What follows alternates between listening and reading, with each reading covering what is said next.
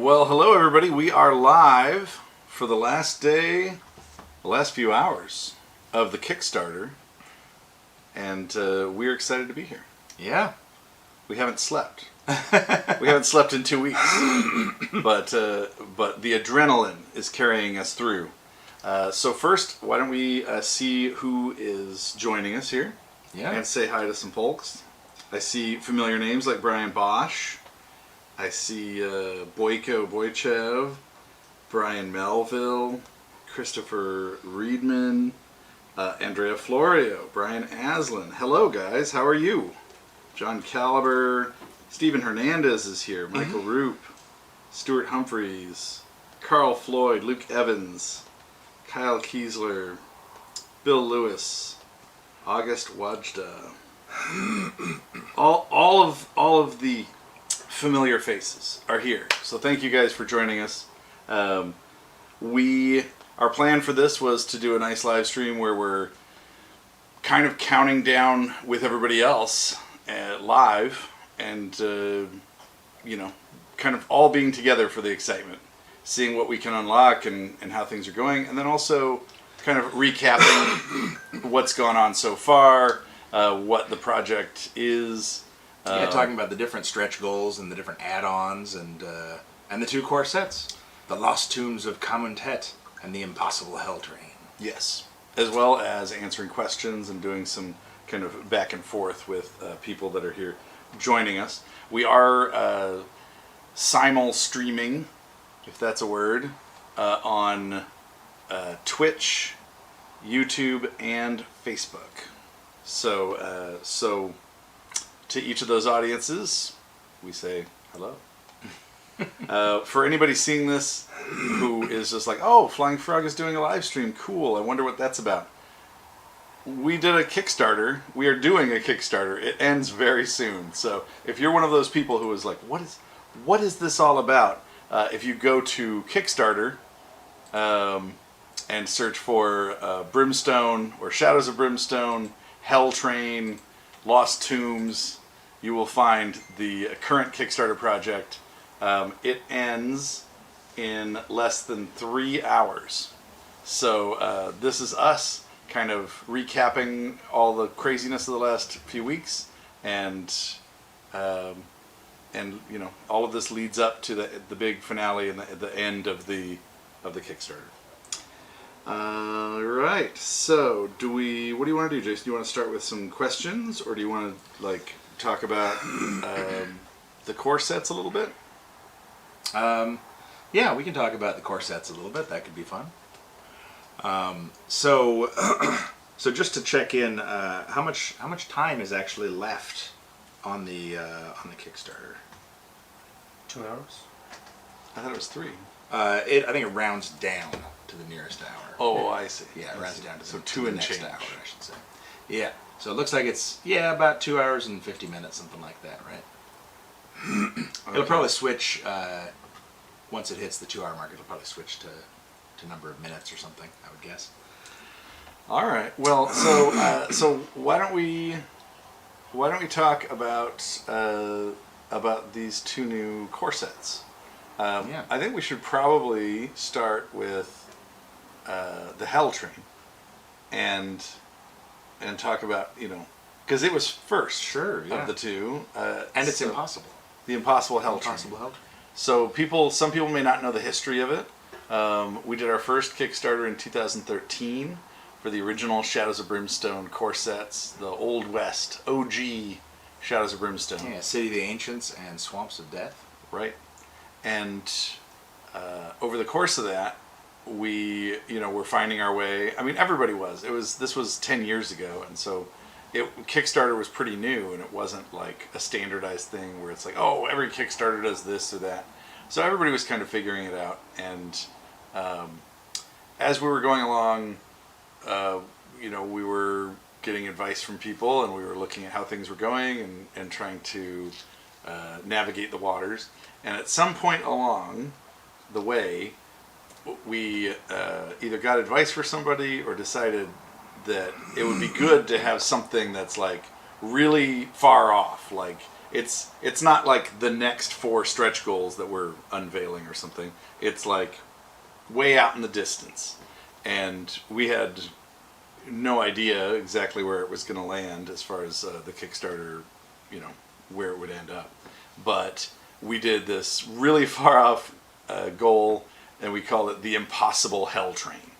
And the impossible actually came from the notion that we will never reach this. But it's kind of like pie in the sky, because we didn't really know and thought, yeah, it would be crazy if we could actually hit this level of funding. So if we did, we would need to do something crazy, like make an entirely new game mode that is just set on a train. Yeah. And so, I mean, because there's so many new elements that would come with having the game set on a train that change it up, that it's just a very different kind of vibe, very different feel. But this is something that we had talked about even early on. I mean, like in the initial phases of figuring out what Shadows of Brimstone was going to be, there was a ton of ideas that ranged from everything we love about westerns and movies and books and comics and all of that stuff, that gritty, Clint Eastwood, John Wayne kind of western stuff, to our love of kind of unspeakable Cthulhu horror and that kind of stuff, and then that mishmash, and then you have things that are just obvious where it's like, oh, well, we have to have a cowboy, well, we have to have like that town dock, things like that, to outlandish where it's like, oh, what if we had a samurai visiting the Old West, like a wandering samurai, and or a hero from the swamps of Jargono, sure, like the Jargono native. Yeah, and so in all of that kicking around ideas phase, one of those ideas was, how cool would it be if you could actually board a train? Yeah, because it feels like fantastic trains, trope of the Old West. Absolutely, and there's a lot of great adventures where they're set on a train.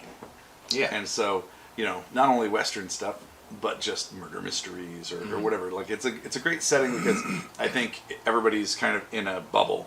They're all like on this train together, and the train is in motion. So there's this inherent sense of danger, especially if you're. It's an enclosed space right, with potential dangers all around, and also the unknown of hurtling to a destination, but you don't know what you're going to get along the way. Absolutely. And so anyway, so we put it as this far off stretch goal, the Impossible Hell Train, and there wasn't much more than that. I mean, we had arted up what it might look like to have some map tiles that were train cars, but other than that, it was like an idea. And over the years, I think that just embedded itself in people's brains and imaginations, because I think everybody has that same thought, like, oh, it could be really cool to have Old West adventures on a train. But it didn't really and we were exist. also always working on turning over more ideas for it and kind of refining the idea and figuring out how the different elements of it would work in relation to what Shadows of Brimstone is, like how the mechanics of the game work and how the different elements of the world building have come together. And so it really is kind of 10 years in the making for the Impossible Hell Train. So it's really crazy and cool to actually see it come to life and be no longer impossible. It is the Hell Train, and it's here. It's still impossible. But the impossible now takes on a different meaning, which is not like we'll never reach this stretch goal. Yeah. It's the meaning of like this crazy Twilight Zone kind of experience. The Impossible Hell Train. Right. Well, also that was a Rod Serling. Also, a Rod Serling impression. Kickstarter and Shadows of Brimstone make the impossible possible. So I think that's an exciting aspect to it. So besides the actual history of how it came about, why don't we talk about how it is now? Yeah. So it's people that have been keeping up with the Kickstarter campaign have probably seen a lot of the updates that we've posted with kind of gameplay previews of all the different elements of the Hell Train. And one bit of feedback that we've gotten is that it looks like, oh, there's a lot going on, but it's really cool because it's a new way of playing the game that you already kind of know and love, but suddenly it's got it's kind of looking at it from a new light and having these different aspects between having the vertical element of gameplay inside the train and gameplay on the rooftops, and being able to cross back and forth between the two, and just the visual of heroes running across the rooftops of a speeding train, jumping from car to car, fighting off hordes of hellbats and hellshades, and getting in shootouts with riders, mounted train robbers coming up alongside the train, or hell riders coming up and using the nooses around their neck that are dragging as lassos to get themselves up onto the rooftops. There's just a lot of really cool visuals that come along with how the Hell Train comes together. So some of the big elements of the Hell Train mechanically that we talked about in some of those updates are the fact that it actually has a railroad board that goes under the train, and that's used in some of the missions. It's not used in all the missions, but it's used in some of the missions, that allows you to expand the space beyond just the map tiles that are the train cars. Suddenly you have areas on either side of the train that enemies can move around on, or heroes on horseback that are trying to board the train can move around on. And so when we started working on the railroad board, it is kind of a different thing, right? It's a different feel from everything else we've done in Shadows of Brimstone, because not only is it this larger kind of open range style area, it's not twisting corridors or pathways cut into a mine, or the twisting pathways of a canyon or a gulch. Suddenly it's this open range that has these railroad tracks running down the middle. And so it necessarily has to have different gameplay to it and different style to it. Also, it's not just static. It could be static if the train is stopped, but most of the time the train is in motion, it's moving, and so you are moving along with it. And so the idea is that we have terrain features that can show up on either side of the train and actually move down the railroad board past the train cars, based on the speed of the train. So if you're riding alongside the train, suddenly a big rock outcropping or a water tower or a cactus might come into view and start moving pretty quickly toward you, and you're dodging, trying to move to the different areas around it, dodging out of the way of the dangers, or trying to ride around cacti and things like that. Or if they're enemies, you're trying to shoot at them, maybe distract them and get them to run into obstacles like that, so that they'll get smashed on a rock, which is again a classic movie trope, right? Yeah. Of the character that's not paying attention at a high-speed chase and just kind of smashes into something and gets pancaked as you keep on sailing by and on the rooftop of the train or on the train cars. It feels like, as movies go, that's like the number one way to die. If you're on top of a train, is to get smacked by a tunnel or a swing arm or an overpass or something like that. Well, there's definitely a lot of getting hit or getting shot and flying off the side of the train. And that's something that is in the Hell Train. Yeah, doing a nice little Wilhelm scream, and as the enemies, as the train robbers or the creatures go flying past. You just have to be careful that your heroes don't stand too close to the edge of a rooftop, or you may find yourself in a similar situation if the enemy gets a good hit on you. So it might be worth talking about like the train cars themselves as map tiles. So we have a pretty cool way of them connecting. The map tiles for the Hell Train are a little bit different from the standard Shadows of Brimstone Hell tiles. The standard Shadows of Brimstone map tiles, in that they don't have the same puzzle cut. Right. Instead, they have this. Connector. It almost looks like a wrench or something like that, and then there's a connector between them, and the connector has a rounded. Yeah, it's It's a little, almost like a ball and socket. It's almost like a little barbell. It looks like a connector joint. And the idea behind that was, because when we first started working on it, we were thinking, well, we'll probably use a similar puzzle cut to what the other map tiles have, so the train cars connect. And as we were developing it, it became clear pretty early on, like, man, it would be really cool if the train cars actually had some rotation to them, so that you could, as you're laying down the board, rotate the train cars for it going around a curve, or for it feeling like the train is flying off the tracks, or however it needed to be to have the board have a little bit of a curve to it.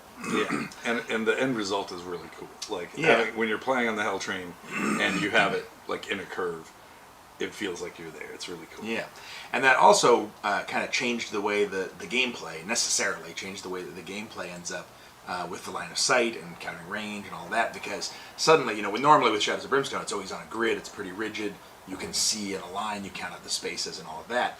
But when you're on the train, visibility is a lot more limited, and having the train cars, be able to curve and whatnot, definitely informed how the line of sight and the kind of movement and line of sight and attacking was going to work as far as getting from car to car and counting range and counting line of sight and all that. So I was going to interject with a couple Yeah. comments people are making. Sure. Nathan Jepson suggested relabeling it the improbable Hell Train. Josh Osborne said, how about the inevitable Hell Train? It probably, once we showed it in the first Kickstarter, it probably Yeah. was inevitable that it would happen at some point. But go on, I'm sorry. I just like those titles. I'm Yeah. gonna throw that in there. No, that's pretty good. So we were talking about the different map tiles. One of the other things that people may not realize is that you, for the first time, are playing in 3 dimensions with this because Verticality of it. you're not only moving through the train car, but you can actually then go up onto the roof of different train cars. Yeah. And there's. Do you want to talk about that system? Sure, with the yeah. hatch? So it's pretty cool. Basically, there's two main types of really 3 main types of map tiles for the Hell Train. The main type is the train cars, which are all about the same size and shape roughly. There's a few variations to it, but most of them are about 3 squares wide, which is the width of the train, by 7 squares long. So it creates kind of a rectangular shape of the train car. And then they have an extra half space on either end, which is the connector. And so so because the train, gameplay on the train could become very linear because there's not a lot of exploration. You go into a car, how many doors are there going to be? Probably just the one on the other end, right? Where does it lead? Oh, it leads into the next car, right? So it would be very easy to have the gameplay feel stilted or linear or feel like there wasn't this kind of vibe of exploration. But because exploration is such a big part of Shadows of Brimstone, we knew we needed to add rooftops to the train so that it would really feel like there was some exploration, some variability in how things go and how things kind of come about during the game. And so in the 3 different types of map tiles, there's the regular kind of train car map tiles. There's the special train car map tiles, which are things like the engine or the Darkstone coal car or the caboose. Those are kind of fixed map tiles. And then there's the rooftops. And so when you find when you go into a train car, when you explore a train car and you lay down, you draw the map card, you lay down the new map tile for it, and you put an exploration token on it. When that exploration token is revealed, basically it still has the number of door icons that you would find on a normal exploration token, because the Hell Train uses the exploration token set that is the same ones that you would find in the Brimstone Adventures sets, like Gates of Valhalla or Valley of the Serpent Kings. So it still has the same number of door icons, and basically if there's only one door icon, it means that there's no roof access inside the train. So it just has one door that's on the opposite side of the car, and it leads to the next car. But if there are more than one door icon, so if there's 2 icons or 3 icons, if you're using an expanded exploration token set, then it means that not only is there the door on the other end of the car, but there's also hatches that lead to the roof. And so each of the roof map tiles is double-sided. It's got one side that is plain roof with no hatches, and then the other side has 2 hatches that are spaced out on the rooftop. And so it basically gives you this opportunity to move through the train, explore, go up to the rooftops and explore, stay in the train cars and explore. It also means during a fight that you can have enemies appear on the rooftops, you can have enemies appear down in the train car, you can have enemies that go up onto the rooftops to get a height advantage on you, or you as the heroes can go up onto rooftops to shoot down into the train car or down onto adjacent open-topped train cars to get a height advantage. So it definitely creates this kind of verticality to it that we've never seen before in Shadows of Brimstone, which is pretty exciting and pretty cool. And it gives you a lot of new tactical gameplay for fights as well as just exploration. Plus, if Star Wars has taught us anything, it's that if you have the higher ground, Yes. you're unstoppable. Yeah, clearly. Yeah. So we did have a question from Andrea Florio about talking about the kind of town experience with the Hell Train. Yeah. Are you prepared to talk about that? I don't know that we have in Yeah, we've talked about it a little bit. So this one of the things that we've been asked a lot of times in the different comment sections and whatnot during the Kickstarter is, and I should also preface all of this by saying, we always use Kickstarter in the way it was originally intended to be, which is to actually get funding to develop projects. And so what that means is that there's been a lot of development already. There's been a lot of design for the game, and cards being written, and miniatures being sculpted, and enemies being designed. But it also means that we have a lot more to do on these different things. And so things change over the course of development. And things change over the course of development. So, we always try to make sure we put as much content and as refined and polished content as possible into the games that we actually put out and release. And so they get a long time in testing. They get a long time in the actual development and kind of turning over ideas and trying out different stuff and then writing all the different cards and whatnot. And so a lot of the development that you've seen right now are things where it's designing the different systems and getting everything kind of up and running for how the train cars work, how the rooftops work, how the railroad board works. But there's also a lot more work to be done, a lot more development to be done. So that being said, that kind of is a nice picture to have for everything we talk about today, everything we show during the campaign and all of that. It's the giant grain of salt. Right. That will be issued to every viewer of this live stream. So then to come back around and say, one of the questions we've been asked a lot about is how the town experiences work, both for the Hell Train and for Cairo in the Lost Tombs of Kamentet. And one of the main fundamental principles for both of these is that the actual scale of content, or the scope of content, I guess I should say maybe, is similar to what you've seen in previous core sets as far as the number of locations you can visit, the general way that things work with traveling or daily events or things like that. But what changes is the actual content and in some ways kind of the scale of things. So with the Impossible Hell Train, the town experience, basically it's kind of similar to the Frontier Town stuff that you've already seen, but it basically has a different spin on it in that you can visit different rail towns along the train's path, and you can visit smaller rail stops along the path, and potentially have different stuff that you can do in those places than you would do in the normal Frontier Town.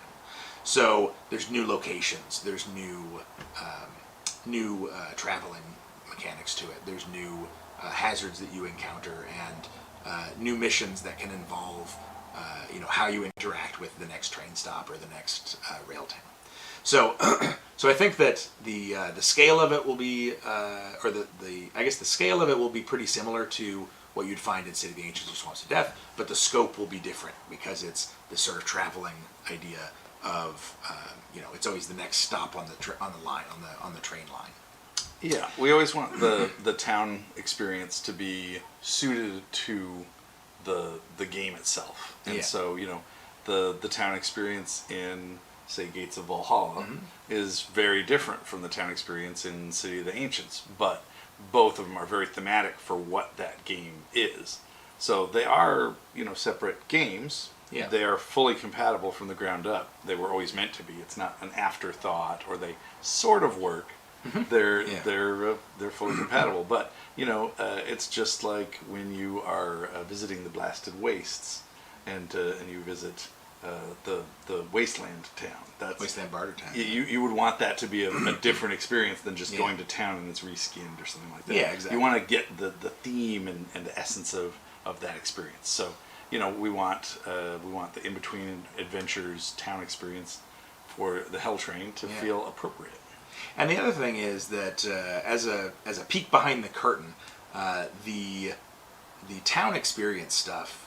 And the different locations you can visit, the different items you can buy, the different events that you can encounter, or abilities that you can gain. The town experience stuff is always the longest, most involved part of all the development of a game like this, because there's so many different options and so many different variables, and also because the stuff that you get in town is, for the most part, always available to you, and so anybody can get it at any time for a fixed price. So it's really important to try to make those items feel like they're worthwhile for a level 1 hero, but also worthwhile for a level 6 hero or a 7 hero or 8 hero. It's also important that items aren't so expensive that they're out of reach forever, or so cheap that they're too easy to get too early, so it can create kind of unbalances in things. So the town experience is always like the most intensive development part of a game like this. So to go back to some of the other things we were talking about with the Hell Train, I think we talked a little bit about the railroad board, and we talked a little bit about the different map cards and kind of how they fit together, how they connect. We should probably mention horses.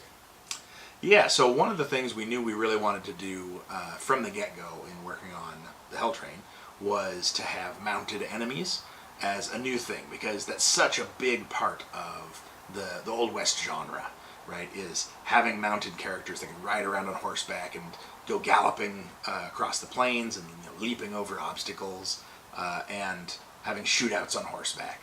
And so that's something we knew we wanted to do really early on, and so it's kind of a fundamental piece of how the game is put together.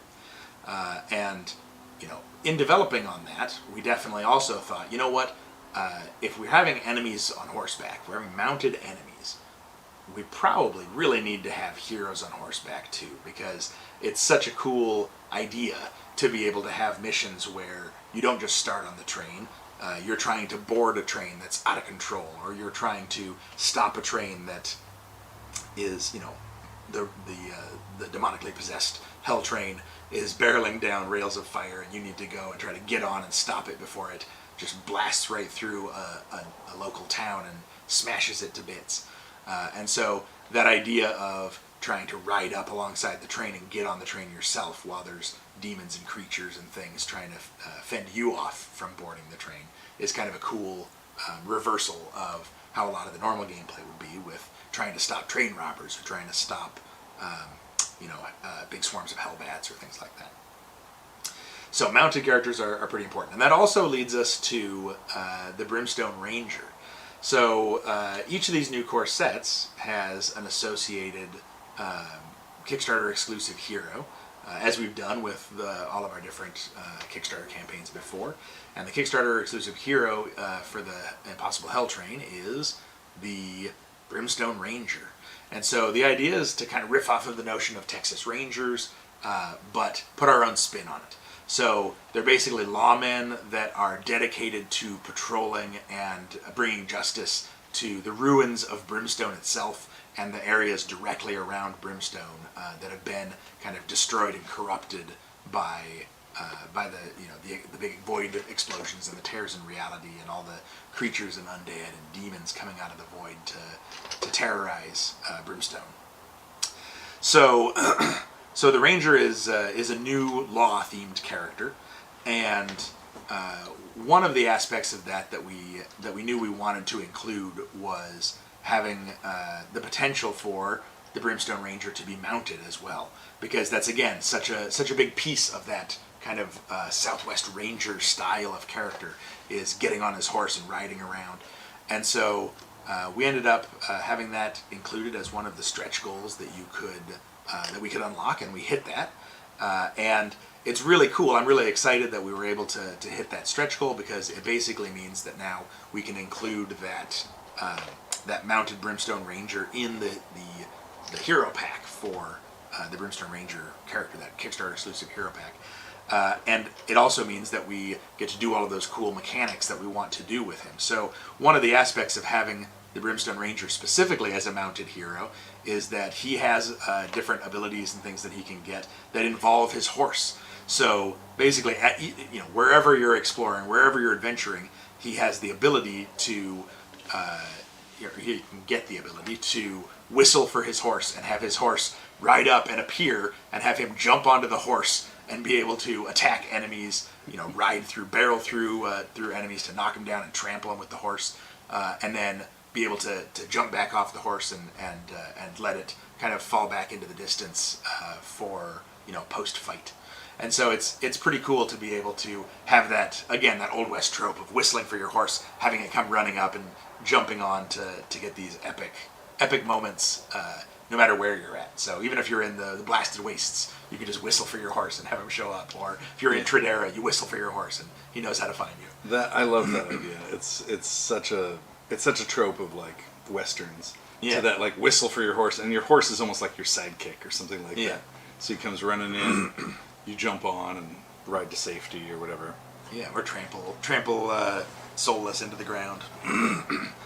So yeah, the mounted heroes I think are pretty cool. And one of the other questions we've gotten a lot over the course of the campaign is how we're approaching the mounted heroes, and we're our plan for it is to have the heroes, the riders, be separate from the horses, so that players can kind of decide if they want to paint up horses for each hero, or if they want to have just a few horses painted that they then paint up heroes and just kind of swap them onto the different horses, so that it doesn't necessarily need to be this massive stretch of, well, every hero has a horse, that kind of thing. But giving us a lot more flexibility with how the horses and the riders kind of come together. So they're not, the intent is to not have the legs sculpted onto the horse, but rather the rider be a separate piece that you can either be glued on or kind of placed on and swapped out kind of thing.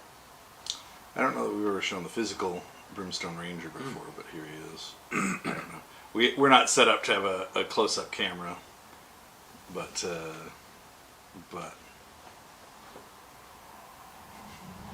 this is our high-tech close-up camera. I don't think that's gonna work. Oh, look at that! Brimstone Ranger. He was in focus for a second. It's all that void energy because he's so used to being around the ruins of Darkstone, the ruins of Brimstone itself. Someone in the comments, well, there was one comment that was funny where someone was asking, are we going to get Scafford Gang centaurs that are mutated to be a joining of horse and man and centaur form? I don't think there's any plans for that right now, but you never know. Brimstone's a big game. Yeah. But someone else was saying, what's in the box? What's in the box? So maybe we could actually pull up the Kickstarter page and just go through the what's in the box of the Impossible Hell Train and go through like the different. We have on the Kickstarter page we have a little overview thing. So there is the box itself, the Impossible Hell Train. It is worth noting, if you scroll up just slightly, you can see there's the Lost Tombs box, and someone during the Kickstarter pointed out, are those boxes different shapes, like different sizes? They absolutely are. Each of these two core sets is has different requirements based on the shape and sizes of the map tiles and the components that come within. And so the Lost Tombs of Kamuntet, the plan is for it to be the same size as like one of the Old West core sets, like City of the Ancients or Swamps of Death. The Hell Train, the Impossible Hell Train box set, is currently planned to be the same size and shape as Gates of Valhalla, or Valley of the Serpent Kings. I think the box is going to be a little bit taller though. Might need to be deeper because of all the miniatures. Because there's a lot of the miniatures and also all the different map tiles for the train cars. Yeah. So yes, the boxes will be different sizes. So if we scroll down, we should get to the. Well, that's what's in the Pharaoh Pledge, but further down, there's going to be a what's in the Hell Train.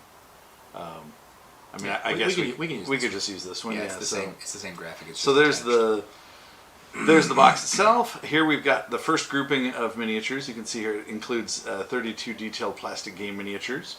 So the first grouping is the Train Robbers, and we have Train Robbers on horseback. And so these are our first enemies on horseback right here. They are, yeah. Yeah. Which is very exciting because that's something that we've talked about for years. And, absolutely. Really, only doing the Impossible Hell Train has allowed us to kind of make that leap and be able to have that entire new category of enemies, which is mounted enemies. I like the fact that when we started, the game was basically, this big. And it's like, you're in the Old West. You're an Old West character that's living your best life. Suddenly, Darkstone. Suddenly, creatures. Unspeakable horror coming from the mines. Yeah, gateways to other worlds. And then your world expands a little further, and you start going through these portals, and you can suddenly go to Targa or Jargono. And then within that first Kickstarter, we also introduced other worlds like Derelict Ship, Caverns of Cinder, Blasted Wastes, and there's one more, right? I wasn't listening to all the ones Oh, you named. okay. But we did. We also Targa, have not slept. Yeah, the Swamps of Jargono, Tradera. Targa Plateau, Tradera Tradera. is the one I was looking for. Okay, so anyway, it expands now into your world gets even bigger, and then we ended up expanding the original map board that we were going to do for a town into the entire Frontier Town expansion. Suddenly, you don't just go to a town; you can go to towns of different sizes. They can be randomly generated, so you don't know exactly what you're going to get each time you go to a town. Yeah, different types of towns. Different types of towns. Suddenly you're going to rail towns. You're going to mutant towns. Haunted towns. Yeah. These crazy things. And so the world kind of is naturally expanding and getting bigger and bigger. And with the Hell Train, now suddenly we have adventures on horseback.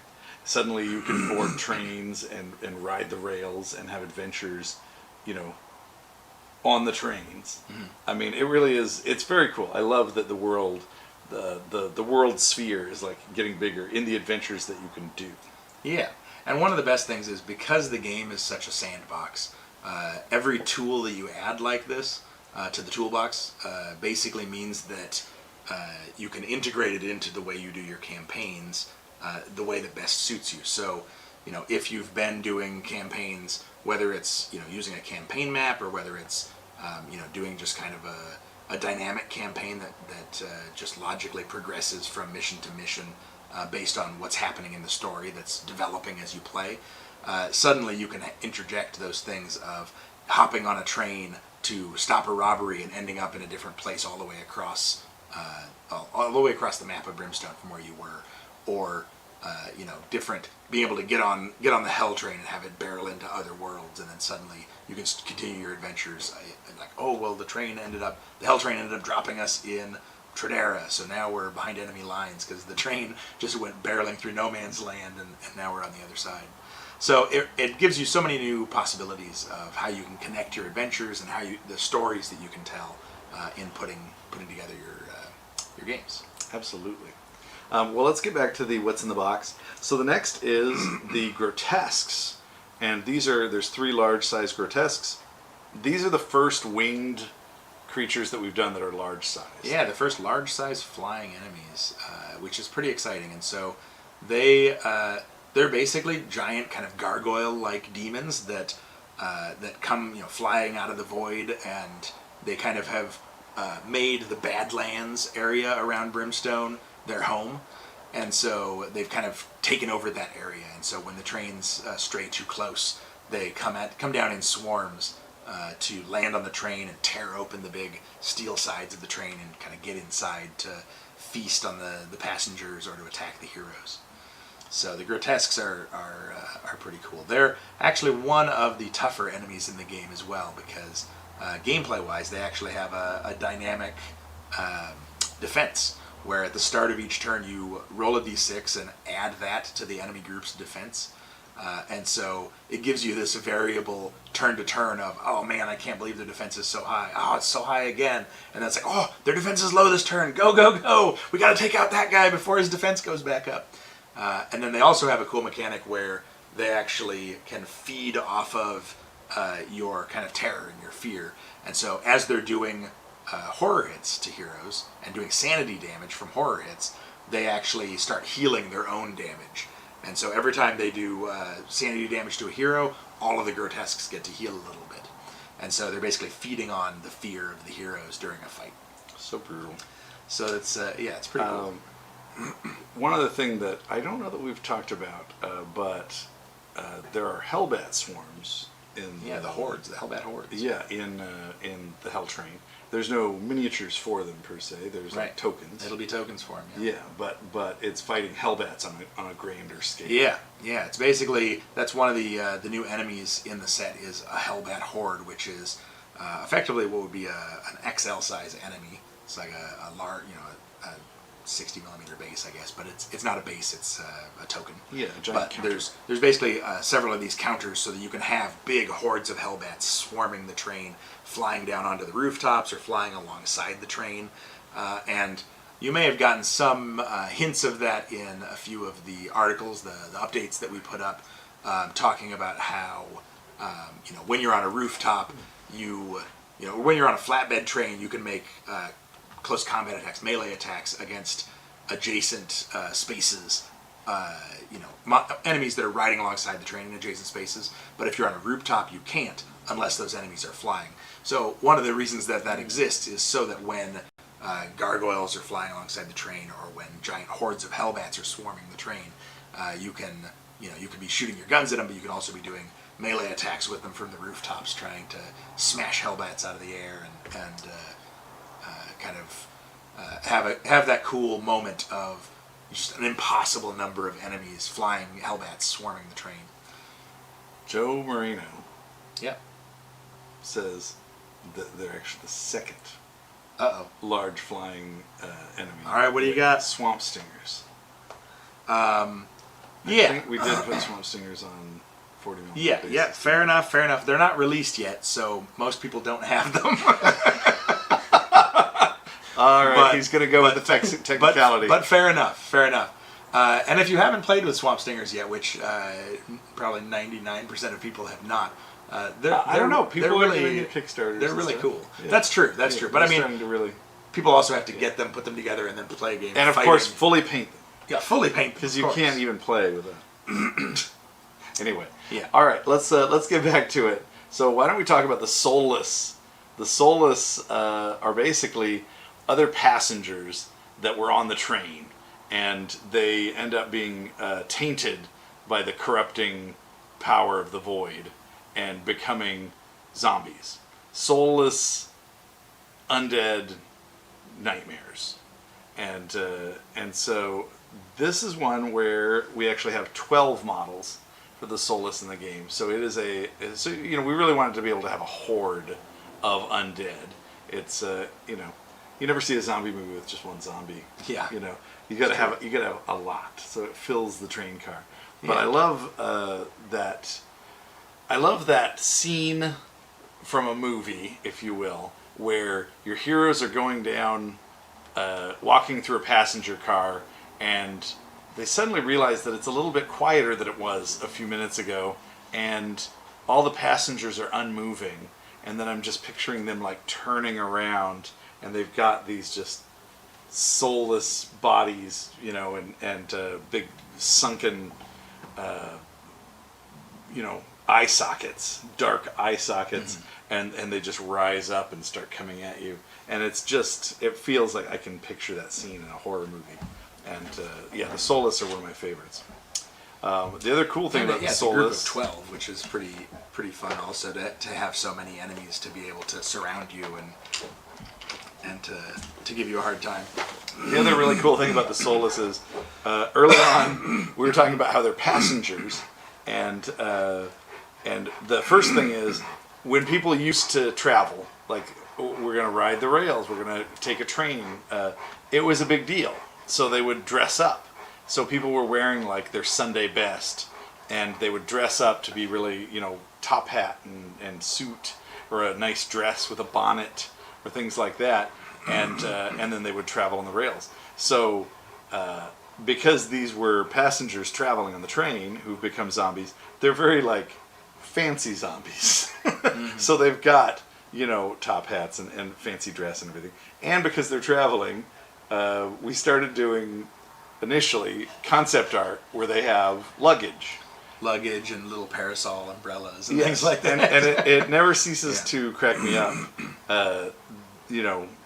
zombies with like suitcases in their hands. So we really wanted to have. I don't know if you can see this. No, you can't see this. But we really wanted to have little suitcases and carpet bags and everything to put on their bases. You can put it in their hands. We're trying to model the hands so that, they're like this, and then you can put the suitcase in their hand. So people can really like have different luggage. And we'll show, in a few minutes, we'll show some of the painted Solus, which will be an exclusive to this, a surprise bonus for this live stream. But it's a lot of fun.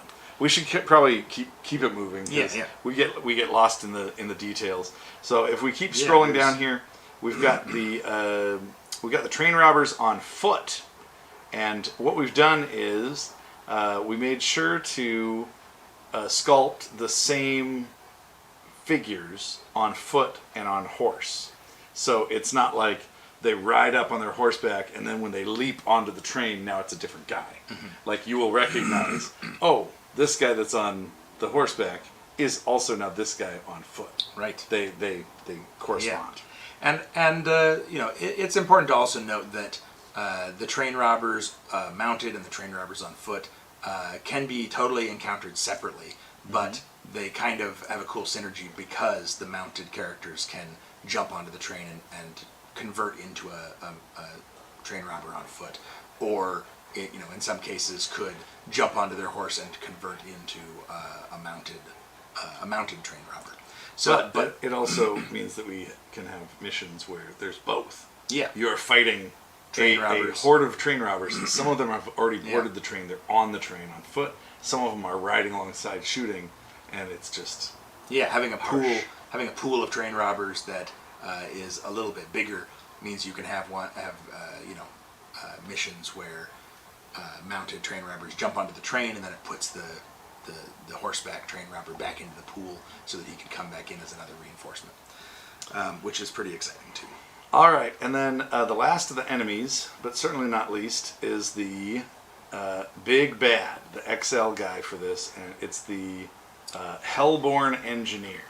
And this is something we wanted to do pretty early on, where we talked about having a character from the train. So we have the passengers who've been tainted by the corrupting power of the void and have become these soulless zombies.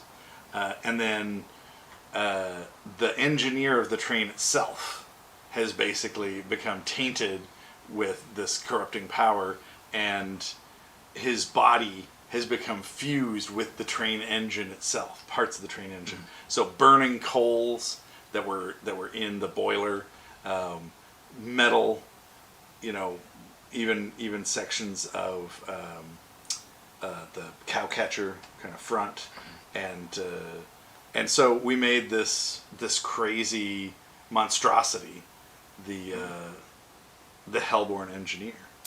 Yeah.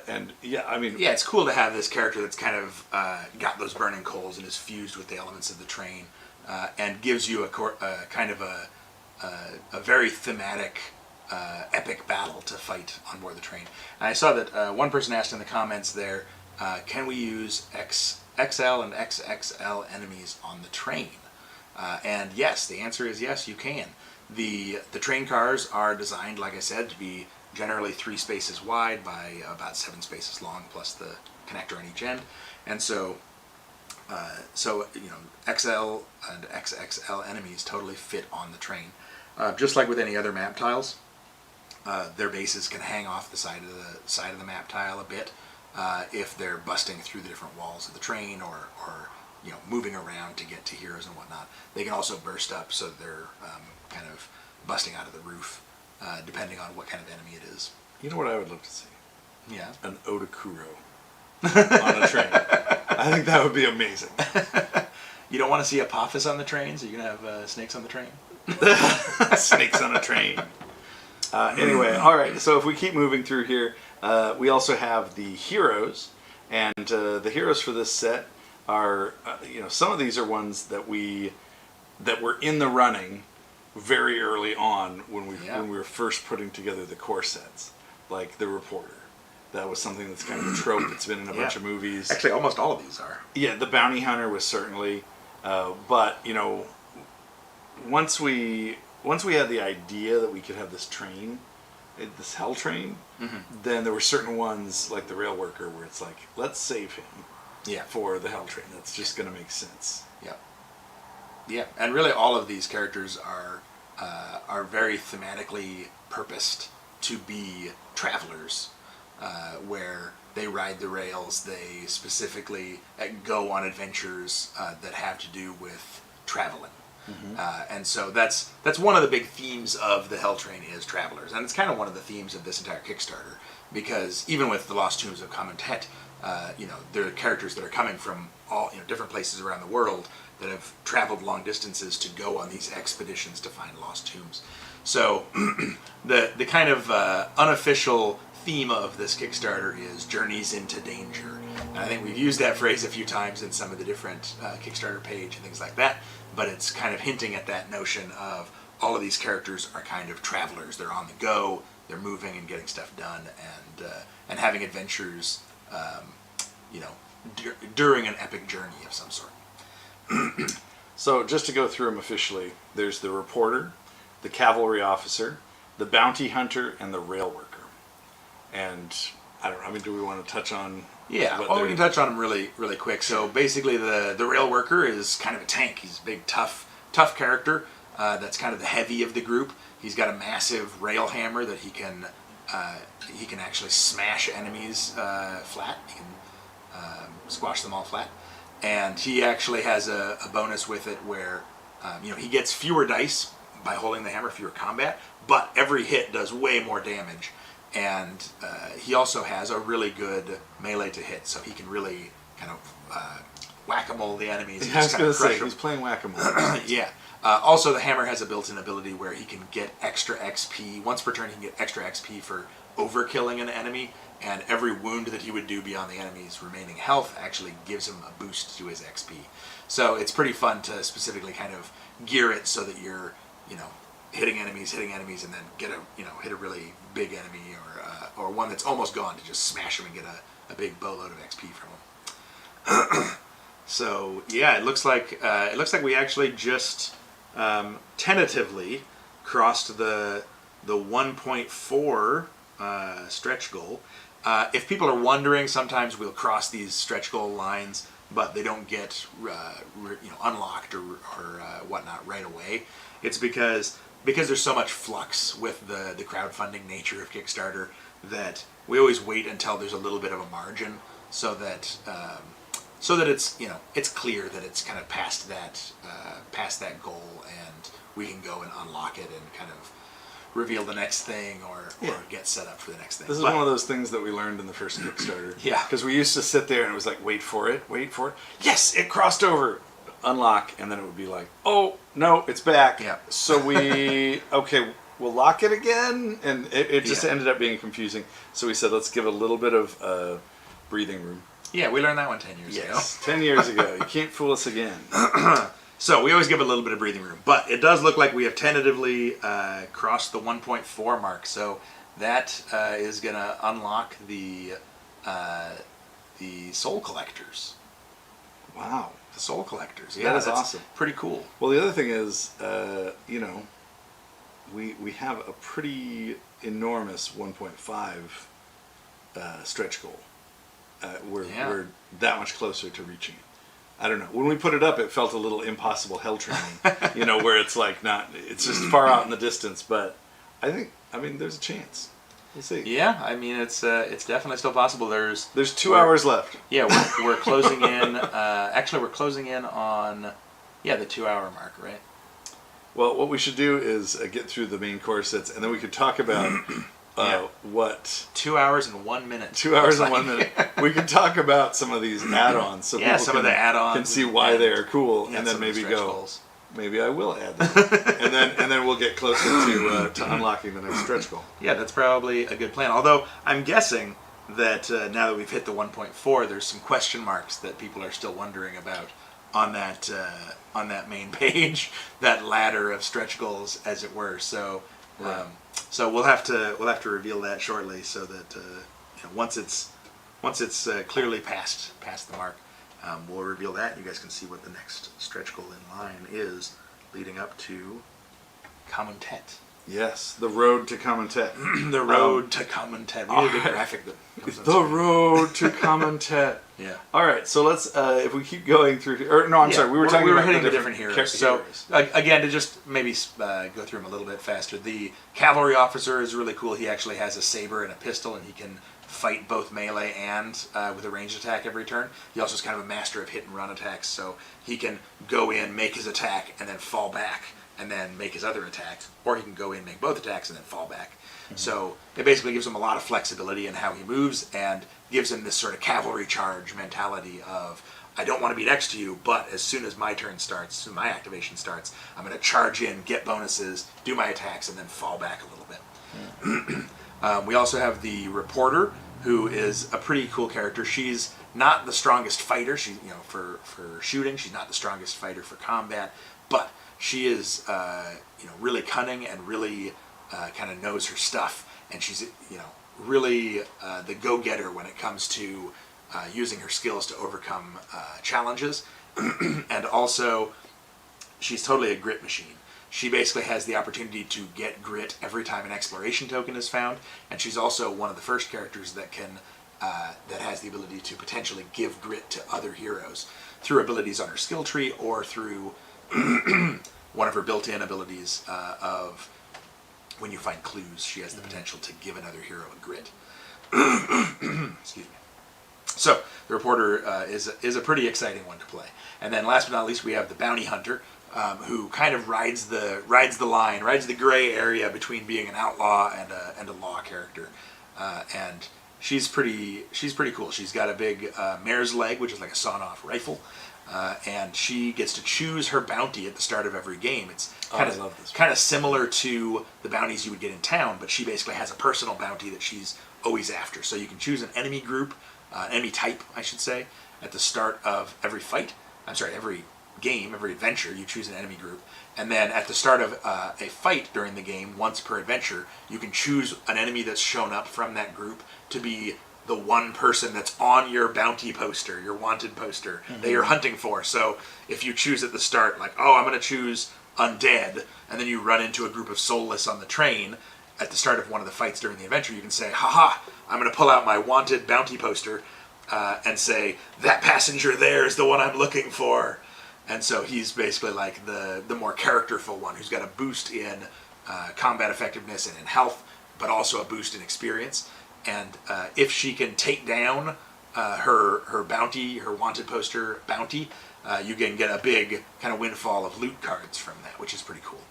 And she also has shackles as a starting item. That means that if you take down your bounty, your wanted poster bounty character, and you're adjacent to them, you can actually put the shackles on them, and it gives you this option of undead or alive. So then you can be dragging around this hapless, soulless, bounty for theoretically for the rest of the adventure. You don't need to actually move them around with you. It's just you defeat them, you're adjacent to them, and it thematically means that you've brought them in, cuffed with your shackles. So you get extra bonus loot for that. So that's the 4 heroes in the core set. If we scroll down a little bit, it also includes a rule book and an adventure book. This is something that we've done with all of the different core set boxes. It's, a lot of people have asked why we don't just have one book, but I think that they're kind of different animals, and it's nice to separate them out. Also, the adventure book, you often reference when you're leveling up your characters or something like that. The rule book you're referencing for rules questions or things like that. So it's kind of nice to have them where they're on different sides of the table, and when you're playing, like one person maybe is looking up if there's any rules questions, another person is handing it around for, a mutation chart or a upgrade chart or the mission that you're currently playing. Or the mission you're currently That's kind of a big one. A lot of people like to leave it open to the mission that they're playing. Yeah. But still be able to reference the rule book for finding specifics about the game. Here we also see some of the different map cars. Jason was talking earlier about the different types. You can see there's a lot of variety just in these ones we're showing here. It's not all just passenger cars. We actually have some different types. And that's one of the things that's really fun with the cars is being able to play around with interior walls to create different spaces within each train car. So some of them, like the cabin car, actually have individual room areas inside the within that train car. But another thing we did to make the rooms, the different train cars, feel very different from one another. I'm gonna go put up the other stretcher. Okay, it's Ready? the ladder's ready. Okay. So the train cars. So we really play with those interior walls. We really play with the barriers, which are those kind of hard-edged white space grid space lines that mean you can only move through them if you can move through other models. And so there's a lot of variety in how the space is broken up in each car. But also, one of the cool things about the train cars is, much like the advanced encounters you'd find in the normal map cards for a world, like the Mines or Tradera or the Derelict Ship, where it's got on the bottom of the map card, it has a specific encounter that's kind of thematically associated with that map tile. The different unique train cars on the train actually have these cards that are called train car effects, and they're unique to specific train cars. And so the idea is that it has global modifiers on that card. So whenever you pull a certain train car, like the dinner car, for instance, has a train car effect that's always in effect on the dinner car, and that is overturned tables, where basically, because all the furniture and the tables have been overturned, all models on the dining car actually have a cover 5+ save in addition to their normal defense and whatnot. So basically, it's got these different global rules. Another one is like the kitchen car, where there's like a countertop in the center of the car with the boiling pots and all the cutting boards and cutlery and all that stuff. Big barrels of food and goods and whatnot. And so the countertop in the center of the kitchen car has a barrier around it, so you can only move across it if you can move through other models. But also, it's got a special global effect on the boiling pots train car effect card for the kitchen car, that basically lets models heal at the end of the turn if they're touching a barrier. So if you're next to that central countertop, you can be leaning down and drinking from the cask of whiskey that's gotten a hole punched through it with bullets, or you can grab food off the counter and basically be kind of eating it to recover some of your stamina and your health during a fight. But of course, enemies can do this too, as they're feasting on the stuff between lunging and attacking your heroes. So it's a fun way to give a lot of variety and differentiate between the different cars you run into, and to give you this very different feel from car to car to car as you're exploring and as you're going through different fights or encounters on those cars. So we should probably go ahead and switch over to talking a little bit more about the Lost Tombs, of Kamuntet. So we can go through the box of what's in the Lost Tombs of Kamuntet. So first things first, it's probably worth talking about the fact that a lot of players are probably familiar with a previous game we did called Fortune and Glory, the cliffhanger game, and the Lost Tombs of Kamuntet is very much intended to kind of merge the thematic elements and a lot of that cool, fun play of Fortune and Glory with that pulp adventure feel with Shadows of Brimstone, and do a pulp adventure 1930s Shadows of Brimstone core set.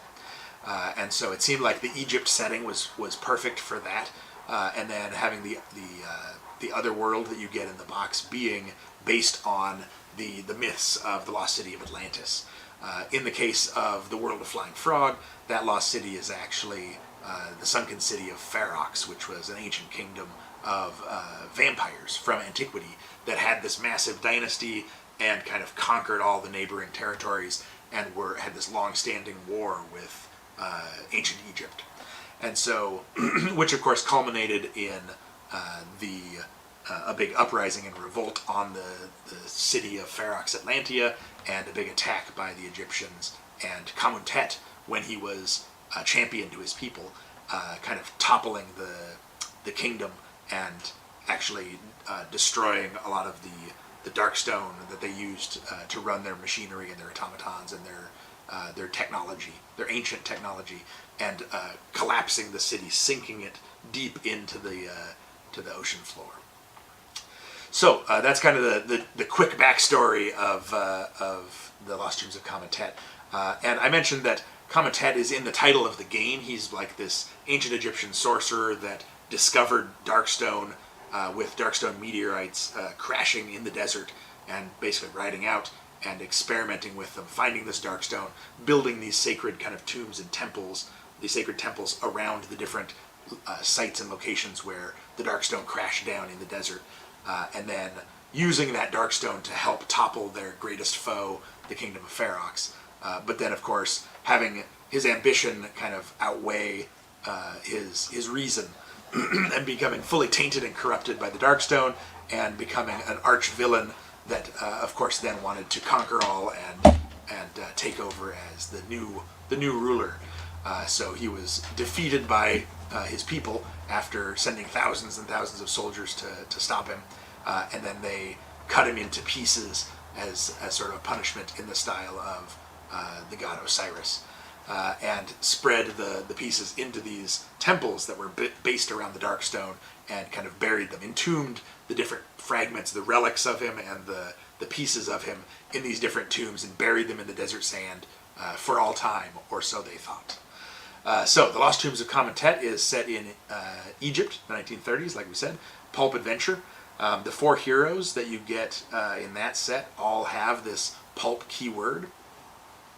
And I'm just getting note that it sounds like we have updated the Kickstarter. So, the next stretch goal has been revealed, and you'll need to jump down a lot further on the page, I think. The next stretch goal has been revealed, and the soul collectors have been unlocked with the 1.4 M stretch goal. So let's make sure that it worked. Did we? Yeah. Oh wait, look. What's this? What's this? The question marks are gone, and now it is revealed that the next stretch goal is the Tribal Ghost Hunters. So with players that are already familiar with some of the previous Shadows of Brimstone stuff, you'll probably recognize the Tribal Ghost Warriors are a group of Native American braves that had settlements near the town of Brimstone when the disaster happened and the Darkstone all exploded and ripped open tears in reality, and creatures and demons and whatnot came flooding out. And they were basically the closest Native American villages to the town of Brimstone, and so they were possessed and corrupted by the creatures from the void and the demons.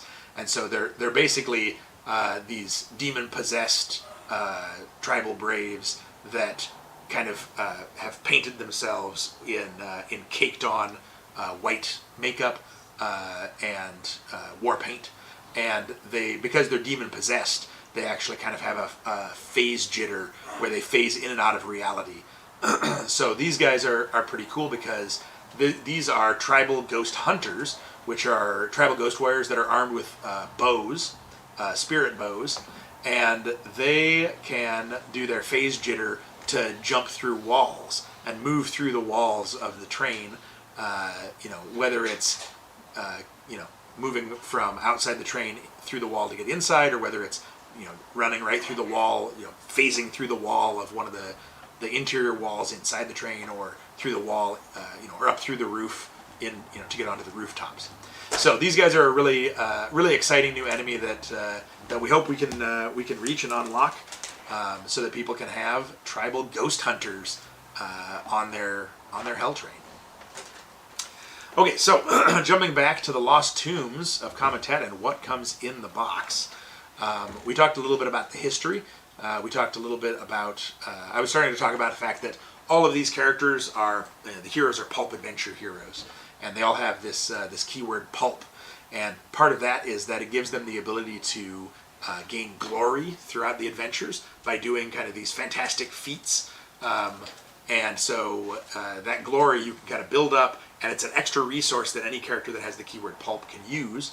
And you can use it to fuel different, to activate different abilities or items that you might get that use glory to trigger them, more powerful items and abilities. But also you can go to an adventurer's guild when you go back to the city of Cairo and use your glory to kind of unlock new abilities, new characters, new legendary allies, to unlock items and unlock new kind of legends and stories for missions that you can go on. So there's a lot of really cool stuff that you can do with that glory by going on these adventures down in the tombs, doing kind of these epic feats of exciting combat and defense, and kind of beating the odds and whatnot. You can get glory and then go back to the Adventurers Guild and then spend that glory to get really cool stuff. So we'll talk about the individual heroes in a minute. Why don't we go ahead and go down the line for the enemies that come in the box. So first up, we have there the Crypt Mummies. So of course, with any Egyptian-themed set that has you down in the Lost Tombs, you can't do an Egypt-themed set without Mummies. Without mummies, right? You got to have mummies. So the Crypt Mummies are basically classic mummies that have these amulets that have been placed around their necks that sort of reanimate them through void magic and kind of bring them back to life. And these guys are a really tough enemy that are fun to fight. They're really slow moving, but they can lunge at you, so they can get a burst of speed if it allows them to get into base contact with you or get into an adjacent space so that they can make their melee attacks. Mummies are no joke. Mummies are no joke. They also have an unstoppable ability, which is really cool, where whenever you're attacking mummies, crypt mummies, their unstoppable ability means that they get to discount any to-hit rolls you get that are duplicates. So if you roll, three dice with your gun and you get a 4, 4, and a 6, you can assign the 4 to the Crypt Mummies, you can assign a 6 to the Crypt Mummies, but if you try to assign a second roll of 4 to hit, it basically is going to automatically bounce off the Crypt Mummies. Because, you can't just dump that many shots into them, they'll just kind of start absorbing them or shrugging them off. So it basically kind of limits characters that are all about shooting a bunch of dice or attacking with a bunch of dice, but really kind of benefits characters that are those fewer dice, harder hitting type characters for fighting the mummy. So they're kind of the arch nemesis of the Soldier of Fortune, and we'll come back to that in a little bit, but when we talk about the heroes. Yeah. So the next group we have there are the Anubite Jackals. They're the... You moving on from mummies? Yes, I'm moving on from I mummies. just wanted to point out, Boyko says juicy mummies. They are juicy mummies. Yes, They are that's juicy where the mummies. mummy juice comes from. They do have an elite ability that gives them mummy juice. So, anyway, neither here nor there. Anubite Jackals. Anubite Jackal. So they're the large enemy in the group. They're basically these sort of guardians and avatars of Anubis. And so they have those jackal heads, and they're kind of tall and lean and kind of wiry, but they're also very fast and agile, and they can leap into combat, and they fight with twin sickles, and they basically can hack and slash with the sickles, but they also can do these spinning, sweeping slices where they can actually hit everyone that's next to them when they're attacking, getting extra hits on everybody with their 6s to hit.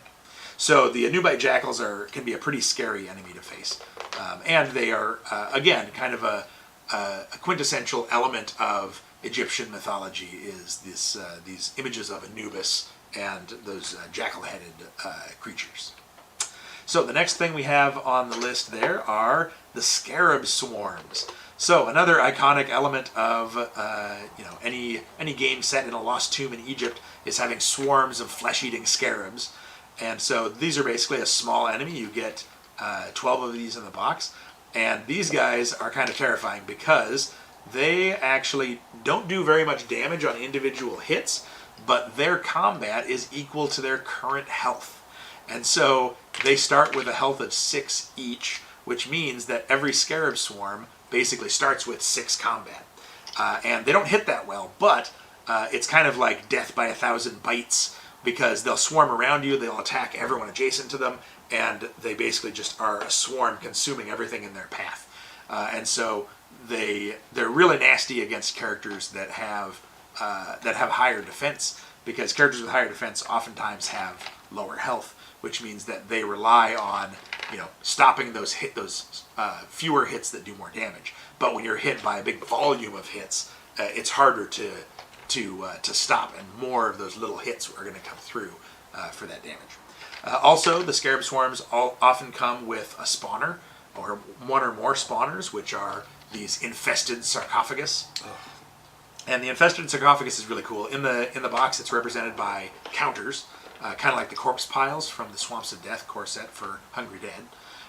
But with the infested sarcophagus, it's basically an Egyptian sarcophagus that has the lid open and scarab swarms are pouring out of it. So every turn it has the chance to spawn new scarab swarms. They also heal all the scarab swarms that are on the board because they're not only kicking out full swarms, but individual scarabs that can go and reinforce all the swarms that are already out there on the tabletop. Which dovetails nicely with them getting, with the scarab swarms getting combat equal to their current health, because even as you're damaging them, they're re-healing. So you kind of need to focus on one swarm at a time to take out a swarm and then move on to the next one, take out a swarm. So the infested sarcophagus is also really cool because in addition to being a spawner, it has an alternate way of defeating it where you can actually try to get close enough to it, fight your way up close to the sarcophagus, and try to use your strength to seal the lid of the sarcophagus. And if you can use your strength and put enough markers on it to seal the lid, you actually close it up and it removes it from play, so it can no longer spawn any more scarab swarms. So it's kind of a fun little mini game within the fight of trying to get up close to seal some of the sarcophagi while you're attacking others or attacking the scarabs. Yes. Yes. Okay. I have many tales of this, but it's not so easy. It's better for a mechanic. Like I can remember my professor just like, I'm trying to shut the lid, but he's like he's a teacher. You know what I mean? He's not meant to be out in the field trying to figure this stuff out. It's better to him right on chalkboard. Yeah. Maybe something Well, like I that. mean, he is a student of the occult as well, so he does have some pretty powerful stuff you can use in the field to take on these supernatural I'm just threats. saying, when you're trying to seal a sarcophagus lid while Using your strength. using your strength while scarabs are still flooding out of it each turn, it's not pretty. It's dangerous business. Yeah, it's a dangerous business, but it's fun. It's fun. So the next enemy group we have here, the last regular size guys we have, are the Cult of Horus. So the Cult of Horus are kind of a current 1930s cult that are followers of Kamuntet, and they sort of worship the ancient gods and the old ways, and they're dedicated to going out and finding these ancient relics in the different tombs that have these relics and pieces of Kamuntet, and trying to kind of reassemble him and resurrect their dark sorcerer master, Kamuntet. And so these guys are pretty cool. They all have big golden helmets that are helmets of Horus, so they've got the big kind of falcon head. But they also fight with Kopesh blades and swing big sensors with Horus iconography on them that have smoldering smoke coming out of the sensors. The minis turned out awesome for these guys, and we did a lot to have alternate arms, so that they can. There's oppose 1 and oppose 2, and then there's alternate arms for each of those. So they can be holding daggers, they can be holding up scrolls that you can paint on little hieroglyphics and everything. That's always fun. Yeah. Or canopic jars. One of the hands is holding a canopic jar. One of the hands is holding the censer. That kind of stuff. Yeah, and we wanted to create a new kind of 1930s secretive cult that could rival the Order of the Crimson Hand. You mean like at bowling nights? Yes. Yes. Like exactly. rival bowling leagues or something like that? Yeah. So they could have different and competing goals with these other factions that are out there, but that they've got this really epic kind of classic iconography and being fanatics, they can sort of rival that what the Crimson Hand might do, especially with the Crimson Hand Enclave, which is one of the other Kickstarter exclusive team heroes that we have available in this with the Pharaoh Pledge or higher. You get the Crimson Hand Enclave. So with a game where you can now suddenly potentially play these anti-heroes, the Crimson Hand, it's cool to have a rival group in the Cult of Horus that you can be going after, to try to race to get these ancient relics and powerful artifacts. It says, no one will replace the crimsons in our heart. But you don't know. I mean, once you join the Cult of Horus, you'll never go back. That's true. That's true. Because you're not allowed to. So the last enemy we have here is the big bad, the XL enemy in the set, which is the Tomb King, and this is basically a massive Egyptian statue that's been brought to life through dark magics, and so he's basically pulled himself away from the wall that he was standing on, or up from the stone chair that he was sitting on, and kind of cracked his stone as he stands, grabbing up his crook and flail, and which are the traditional symbols of power of pharaohs in ancient Egypt. And so he basically can smash people with his flail and kind of stomp around the board. That model turned out so good.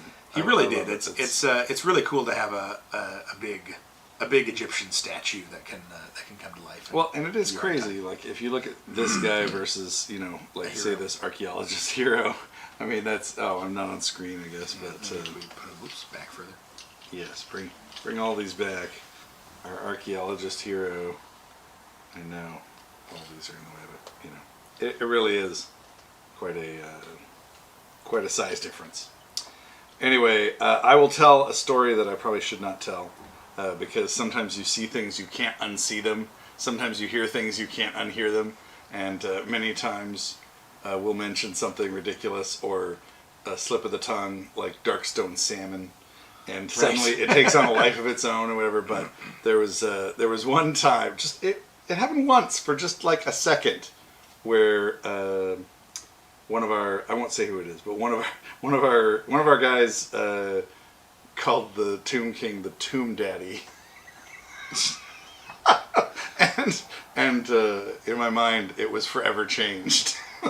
So I'll just put that out there just in case people would enjoy that nickname in their games once they get the Tomb King to the table. All right, so that covers all the enemies in the set. Let's talk heroes. Yeah, so the heroes you get, like we mentioned before, they're all kind of those 1930s pulp adventure style heroes, and so we have the Professor, who's actually an Egyptian hero, and so he's kind of a local professor that really knows the stuff, knows his lore, and knows the legends, and his is a student of the occult, as well as being an active professor that has these different expertise. He's kind of like the spellcaster in the group, so he's somewhat analogous to like the preacher casting sermons or the sorceress casting elemental magic. But instead he uses his knowledge. Right, so he has a pool of knowledge tokens that he gets every turn, and he can use those to activate the different abilities on his various items, like his Ankh, his occult symbol, Ankh, that he can use to basically fire bolts of... Sorry. Brian Bosch just said, Egyptian forged daddy.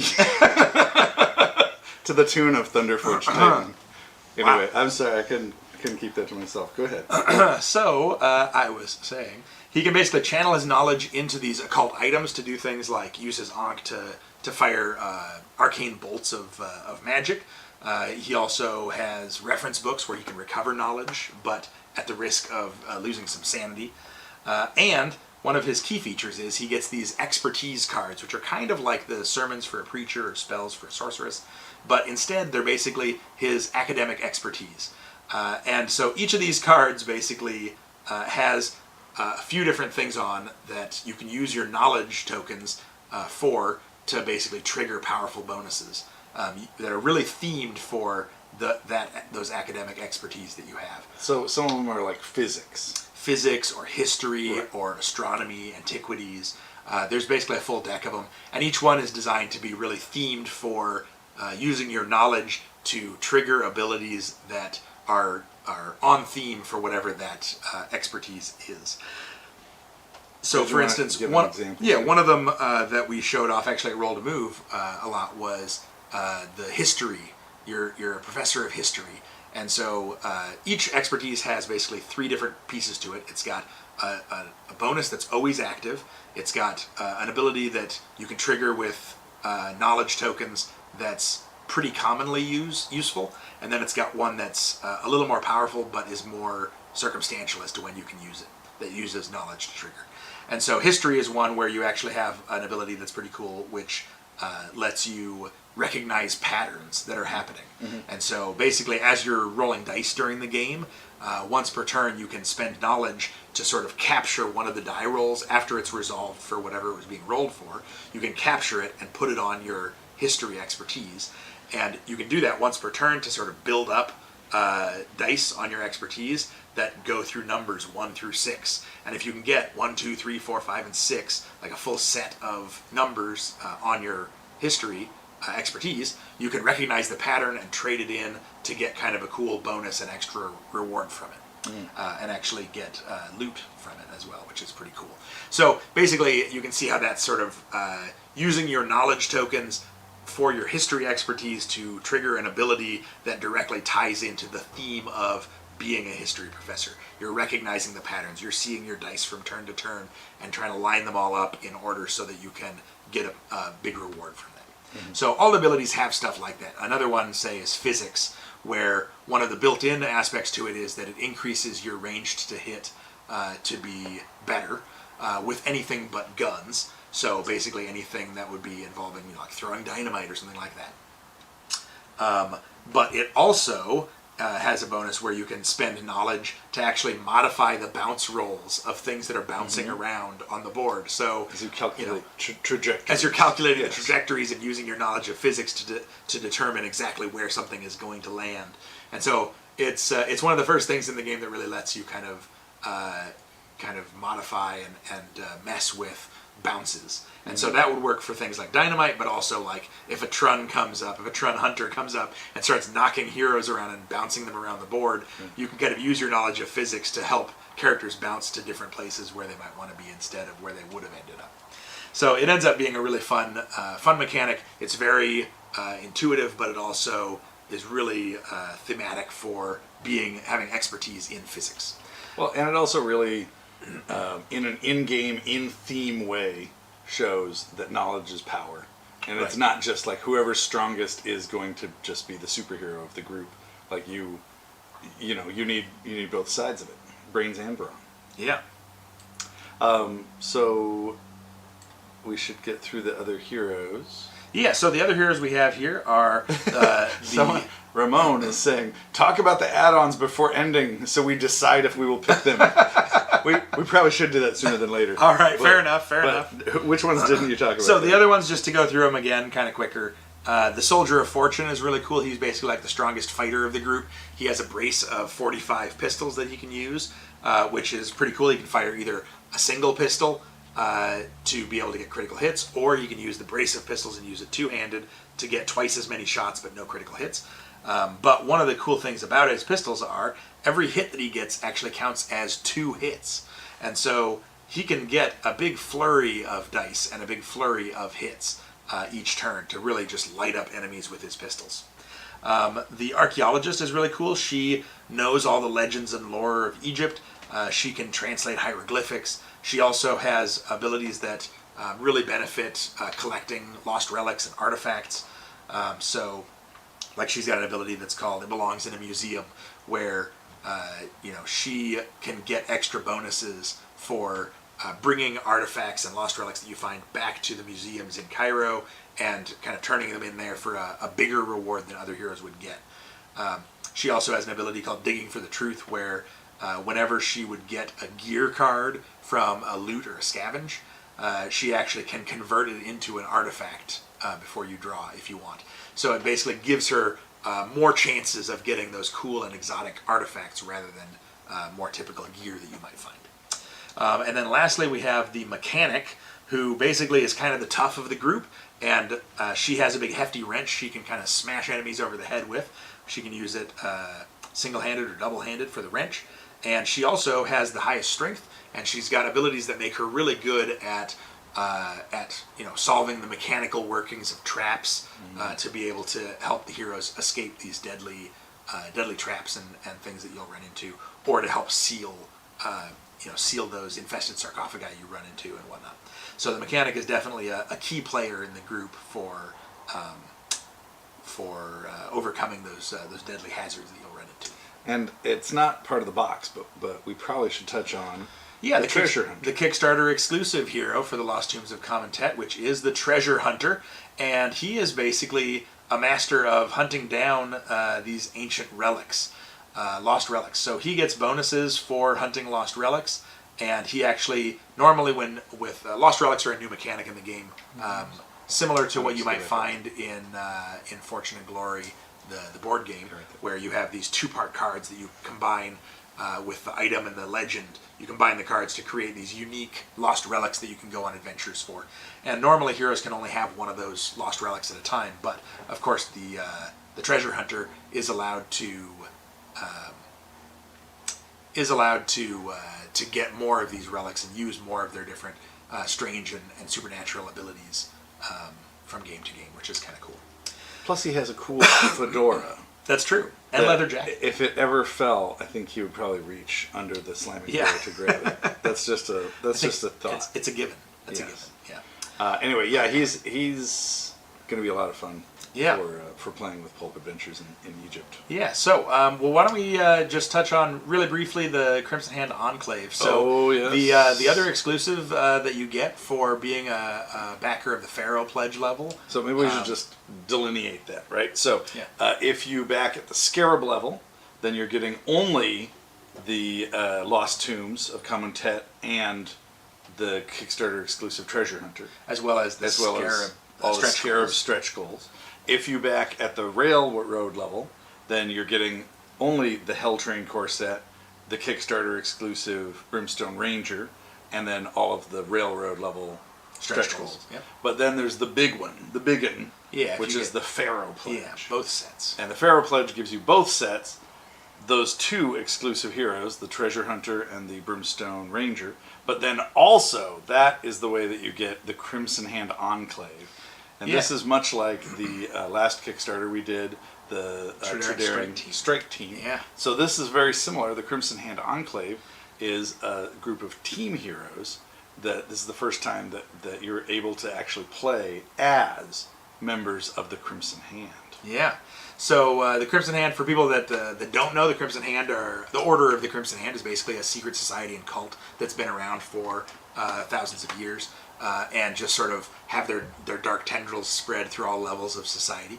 But they wear these masks with kind of long noses, faceless masks, and big cloaks with kind of tabards. And their color scheme tends to be kind of black cloaks with red tabards and gold trim with white masks. So they're basically a group of anti-heroes you can play as. They've got an entire narrative story campaign in this box that lets you do Crimson Hand themed things, whether it's going into different worlds and collecting artifacts and occult relics and magical items, to trying to go and influence different elements within various settlements and towns from within. They have their own full town experience, which basically is secret locations rather than being this camp that you are always able to visit like the Vikings or the Conquistadors. Instead, they have additional secret Crimson Hand locations that get layered on to other towns that you visit. And you can use your resources to sort of build up those secret locations that appear in the different towns. So you might even say that they've always been there. You just didn't know about it. Yeah, you weren't part of the Crimson Hand, so you didn't know. So it makes it kind of fun because it puts a different spin on the different town experiences that you've already experienced with different Shadows of Brimstone sets, whether it's the feudal village or a Viking camp or a frontier town or the city of Cairo. It gives you a lot of cool stuff you can do with it. So we did have a question there. It looks like Elias asks, will the Crimson Hand Enclave include alt-gender anti-heroes? So the Crimson Hand Enclave actually has five figures in it. Because the Crimson Hand wear these masks and big cloaks and robes and everything, you can't really tell very easily the different genders of the characters. So there's one figure to represent either side of the hero card. But the fifth hero is actually an alternate for the Crimson Hand Inquisitor. So you can either have your starting upgrade make you a more traditional Inquisitor that has the golden mask, like the Grand Inquisitor, enemy that you might fight, And the alternate version of that one of the starting upgrades unlocks for you, is actually becoming something more akin to one of the Dread Inquisitors. So you deal with these ancient plagues, and you have a big man catcher, and it basically pulls in some of that lore of the Dread Inquisitors from the Brimstone Adventures theme and Kickstarter that we did. Mm-hmm. So those are basically the 5 hero models, miniatures that come in that set. But the Crimson Hand Enclave heroes that you have are the Crimson Hand Cultist, the Acolyte, the Inquisitor, and the Cloaked Assassin. And the Cloaked Assassin wears a slightly different mask. People that are familiar with one of our other games, A Touch of Evil, will probably recognize the Cloaked Assassin as being, first appearing in that game many, many years ago, way back in 2008. Mm-hmm. You could run into Cloaked Assassins at the Manor in A Touch of Evil. Mm-hmm. So basically, it is a Crimson Hand Cloaked Assassin. That is the 4th subtype of Crimson Hand in that box. And the Crimson Hand are pretty cool. They actually have secret tokens as their ability token. So you collect secrets throughout the game, and then you can use those to sort of modify dice and kind of mess with things behind the scenes and trigger a lot of kind of different character abilities and items using the secrets that you've collected as the darkness grows in power, or as you go on these adventures for ancient relics. So that's sort of the quick overview of the Crimson Hand Enclave. Why don't we go ahead and move on and start talking about some of the different add-ons? But before we do, I just wanted to say, just to touch on it, the Pharaoh pledge. Like, if a lot of people are saying, well, I'm more into Egypt, or I'm more into the Hell Train, or whatever. But all the stretch goals that have been unlocked for the Pharaoh level, and then also the Crimson Hand Enclave. Yeah. It's an insane deal, the Pharaoh. It really is, yeah. And the other thing is that, like, the Crimson Hand Enclave are really designed to be played in any world. So whether the Crimson Hand have boarded a train, or maybe it's a Crimson Hand train, they've revealed themselves to be running this train. They work great in the Hell Train set. Having them go into ancient lost tombs in Egypt also works fantastic, because they're always on the hunt for new occult relics and ancient items of power to sort of grow their strength, and with their different kind of rituals and whatnot. Another aspect of the Crimson Hand Enclave that I don't think I touched on was the fact that they do have different missions and abilities that can actually summon in void enemies and void creatures to be fighting with you and for you. Of course, that's always a little bit dangerous, because you have to be able to try to keep control of those things. You may summon in creatures that can take care of the enemies that you're fighting, but then they might turn on you and make an even bigger mess of things if you're not careful. So so that's kind of another cool aspect of the Crimson Hand Enclave. So maybe we should look at the painted minis. Do you think that we have a few that we haven't shown yet? Yeah, sure. Why don't we do that? Let's see if we can bring those up here. So these are some that are hot off the presses. These are ones that we just got pictures from Mr. Aaron Lovejoy, our studio painter. And these are the Soulless. And you can see she's got some luggage there at her feet that you can put onto the base. Nice. And if we flip through a few different images, here's her without any luggage on there. Keep going, let's see. Now, this is the one where he's put luggage, I think, into this guy's hand. Either that, or it's being held aloft by the magical energies, which is also a possibility. I really love, it's such a weird thing, the luggage, but I really love it. It's a lot of fun. And it's totally optional. You can make them with or without the luggage. Yeah. Really, it's there because it's kind of a cool factor of having these soulless undead, demonically possessed undead, really get that traveling vibe of being on the train and being kind of corrupted in their Sunday best clothes, with their traveling luggage and whatnot. Look at this guy. He's got one in each hand, and he's got two on the base. That guy might be a porter who's bringing the luggage around for everybody. I think that you might be right. You might be onto something. So there he is with a whole stack on his base. So they aren't specifically associated with certain guys. It's just on the sprue you'll get a few pieces of luggage, and then you can use them or not. They can be on your bases. They can be in their hands. Whatever. Or you could also just, when you find the training car that's the baggage car, you could just use them as extra scatter terrain on the baggage car. I can see that. It's a lot of fun. Anyway, what? He's bringing his entire Sobs collection. Oh, I see. In the luggage. I didn't in the understand suitcases. that's what that was about. Yes, yes. Someone was suggesting that this is actually this Solus's Shadows of Brimstone collection that he's hauling with him. That's why so many cases, I think. All right, so if we He'd flip be through, lucky to fit it in just 3 there suitcases. is the back of the Hellborn Engineer. There's the front of the Hellborn Engineer. Yes. So this is another one that we have not shown yet in the Kickstarter. This is Aaron's painted Hellborn Engineer. It was shown a week ago on Beasts of War, or on Tabletop. On I guess it's Tabletop, called yeah. now. And it was, we let them have that as an exclusive for a week, so that they could be the first ones to show it. But this is the first time that we're showing it, and man, it's awesome. And when Aaron was putting together the bases, he was like, "What does a train car base look like?"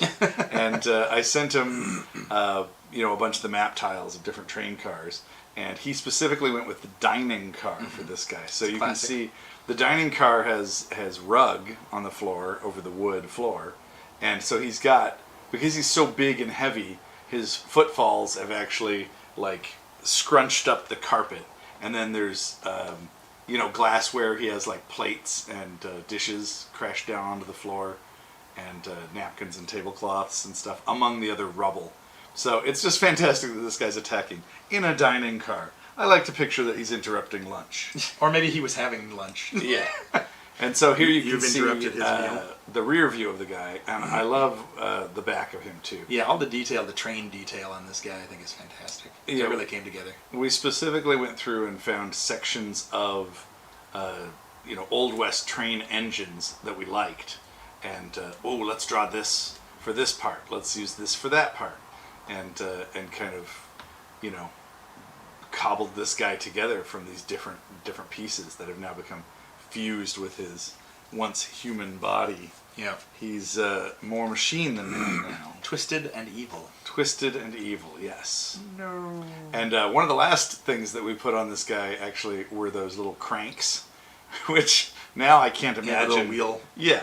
Now I can't imagine not having those, but those little like wheel cranks. And so we have some of those. There's one on his chest. There's one on his arm. Man, Aaron went to town with the OSL lighting, The fire effects on his his burning flaming skull. head, and it just looks awesome. So this one's going to be fun to paint. One other thing that we may not have talked about is that if you look at his belly, it is a boiler. So his entire upper torso, his chest, is a big boiler, and his belly has the doors for the furnace, heavy metal furnace doors. And we made it that it's hollow. You can see through the holes, and inside it's hollowed out, and there are coals that you can paint to be burning. And so, you can either leave it like this where the doors are closed and you can see into there, or you can actually, we have kind of hinges, so you can glue the doors to be open as well, if you want to show it, where it's open and there's burning coals spilling out. So there's a lot of opportunities for this guy. He's a lot of fun. So if we flip through, I think there's maybe a few more images of the painted guys. That's it. Oh, no, there's not? Oh, okay. Yep. Okay. No, these are, I guess we were just showing the newest ones. These are the ones that we hadn't seen before. All right. So, well, maybe we should talk about some of those add-ons. It seems like that's something that people are probably excited about. Looks like we're right around the 71-minute mark. Does that sound right? Yeah. 71 minutes remaining. Not much time. Not much time to get in on this Kickstarter. If you're still on the fence, just go ahead and check out the deal. There's so much stuff that you get, and it's definitely going to be a good time and an insane value. Okay, so some of the different add-ons that we have. Why don't we go through some of the Should we add-ons? start at the start, the very first Let's add-on? let's start at the beginning. So the very first add-on we revealed is the Egyptian Desert and Snowy Mountains Railroad Board Pack. So this is basically a new kind of environment pack for the Hell Train, and it gives you that big folding railroad board, a new version of that railroad board that has the Egyptian desert on one side, and it's got a snowy mountainscape on the other side. So the desert is intended to potentially be easily used for playing with the Hell Train or the Western Express in Egypt, and the snowy side works great for the Norse lands or the snowy mountains in the Old West, or even the Targa Plateau. And so this board pack basically has not only those alternate railroad boards that give you this new environment to have your train going through, it also has some new missions that put the train into those places that have elements of the mission that are specific to those different locations, the desert or the snowy mountains. And then it also comes with a bunch of cards that also go towards changing that environment. And one of the big elements of that is actually it comes with cards for the rooftop encounters. So something we didn't really get to talk about too much. It's in one of the updates that we covered, but we didn't get to talk about it too much in this live stream. And that is that with the verticality in the Hell Train, where you can explore in the train or you can go up onto the rooftops and explore, there's actually an entirely new set of exploration tokens that are rooftop exploration tokens. And that also means that there's an entirely new deck of encounters that are rooftop encounters.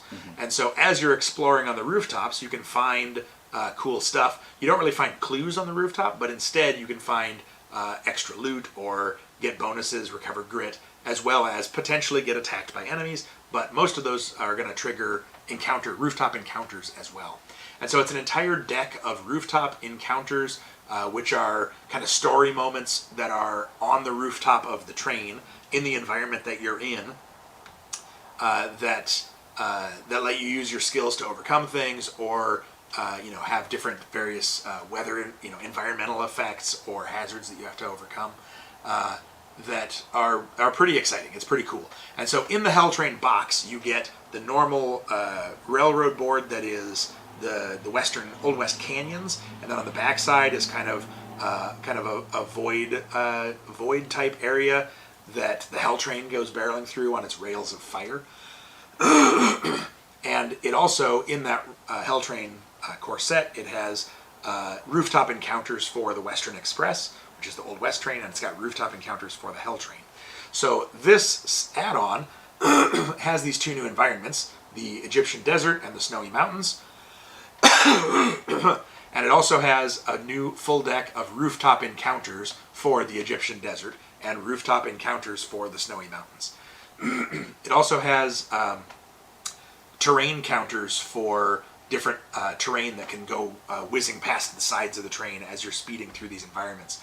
So having big half-buried statues for the Targa Plateau, or having a big half-buried stone obelisk, or big rocky outcroppings, a little oasis in the desert, elements like that are terrain features unique to these environments.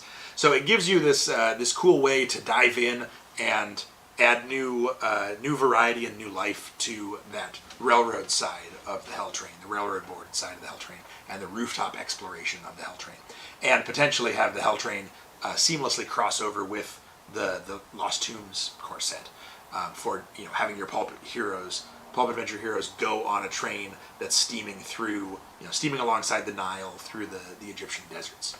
At the same time, really, this is an expansion for the Hell Train. It is intended to be an expansion for the Hell Train. Yeah, so if you're only getting a Scarab Pledge, if you're only getting the Egypt set, this expansion probably is not for you. Probably not for you. There would be a few minor pieces that you could use, like the Darkness cards and whatnot, but really it's kind of an expansion that builds off of those new some of those new mechanics in the Impossible Hell Train core set. Now the flip side of that, though, is if you are getting the Hell Train, this is totally for you.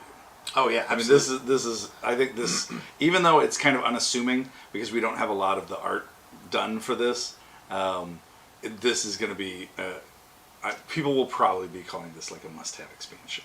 I mean, just getting the extra map is huge. Yeah, the extra map is huge. The really shaking up the rooftop encounters is huge, and having The new missions. the new missions Yeah. that put you into those environments. I think people are really gonna enjoy this railroad map pack. We have some questions about it. Yeah, sure. Brian Melville says, "Are the railroad boards big enough to play a whole game on the train, or are the trains going to spill off the boards?" And I think that we talked about it a little bit earlier. But did you want to just touch on how that works and you're Sure. replacing, moving things along? Sure. So the railroad board generally is only used in certain missions. So some missions that involve enemies that can come up alongside the train or involve heroes riding up alongside the train, things like that, is where you mainly use these railroad boards themselves. And so the railroad board has different area spaces for area movement around the sides. It also has kind of a really giant grid spaces that the train cars go in. And generally speaking, the railroad board can hold 3 full train map tiles, train car map tiles, and then there's a little bit of space off either side beyond that.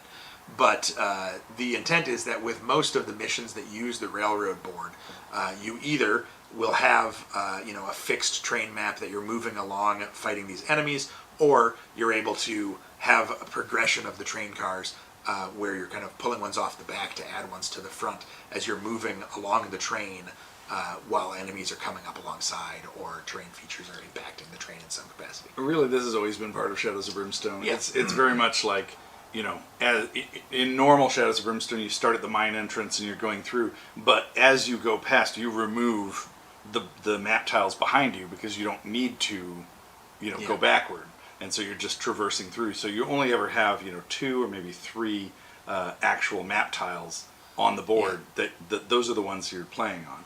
And this is very much the same thing. And some players do like to try to keep the whole board set up as they play. It ends up taking a lot more table space if you do that, but it is also really cool to see the progression of the exploration and the map tiles as you go.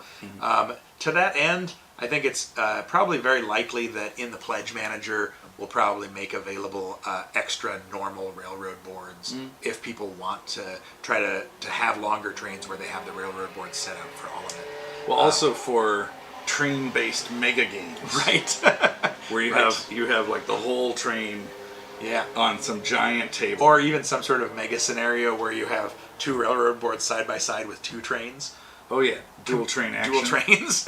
I like it. There's not currently any missions like that, but that would be a pretty cool and pretty epic scenario to have. You'd have to have some serious long range to shoot from one train to another with that kind of stuff. Oh yeah.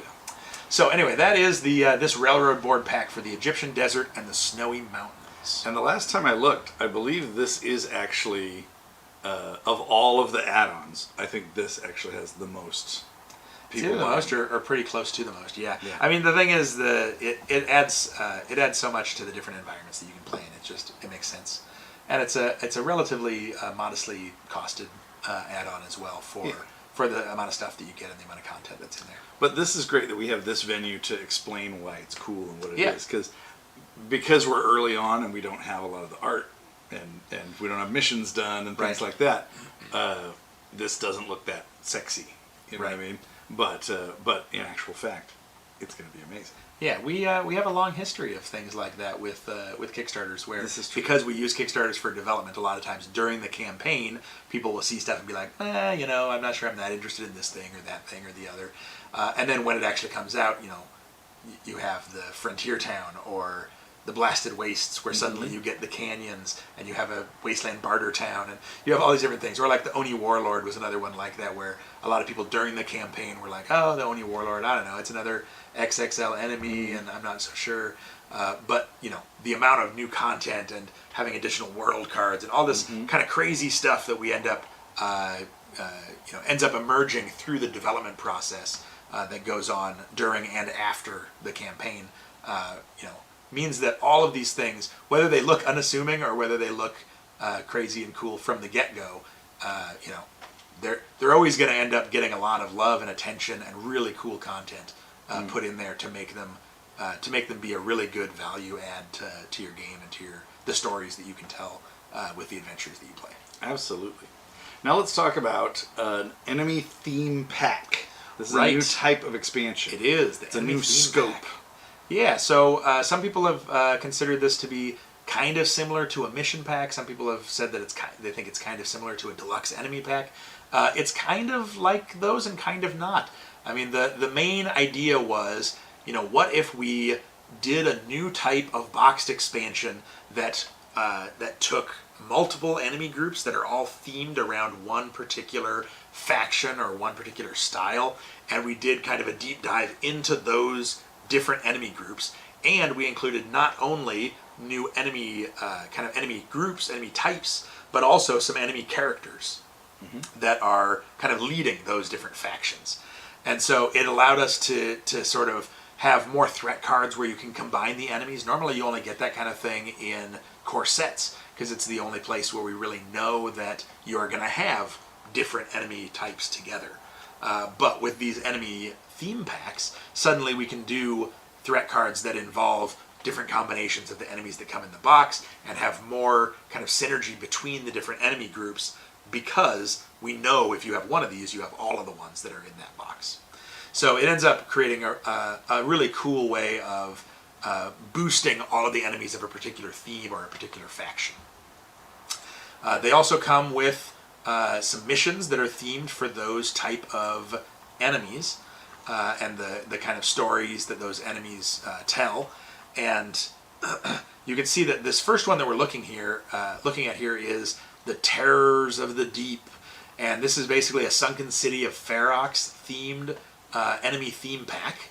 And it has 4 new enemy groups that are all part of this kind of Ferox theme of this ancient dynasty of vampires that once kind of ruled this kind of area of the world around their kingdom, millennia ago, and then through being toppled and kind of a catastrophe of their island, it was sunk beneath the sea down into the deep depths of the ocean, and so they basically became trapped underwater for thousands of years. And so the vampires are able to survive by going into this sort of twilight slumber where they're kind of dormant for millennia and waiting for some way or something to reawaken them, whether it's finding portals that lead, reopening the portals that lead to the sunken city of Ferox, or whether it's divers and expeditions going and finding ways into the city through traditional means. They also, one of the cool elements of the theme of the Sunken City of Ferox is that because it's this dynasty of ancient vampires that ran this kingdom, they had big armies of soldiers that were automatons, and they basically had Darkstone. The foundations of their island, the island city of Ferox, Atlantia, were built on Darkstone, and so they used that void energy and the power of the Darkstone to create this sort of dabbling in super science and creating this ancient kind of technology of antiquity. And so they created big armies of automatons that could march in daylight when the vampires would have a harder time fighting, to go out through these portals that they had in their city. They could open portals to anywhere in the local regions and send their armies of automatons to go and conquer neighboring territories and settlements and peoples. And so they basically were kind of this ruthless kingdom of vampires with mechanical soldiers that could fight battles for them. But of course, they're also ruthless fighters in their own way. You'll see that in, I think, one of the stretch goals we have unlocked was the Feroxic vampires, which are kind of wearing their traditional armor and have their blades that they fight with. But the Atlantean automaton warriors, you can see here they have some different poses.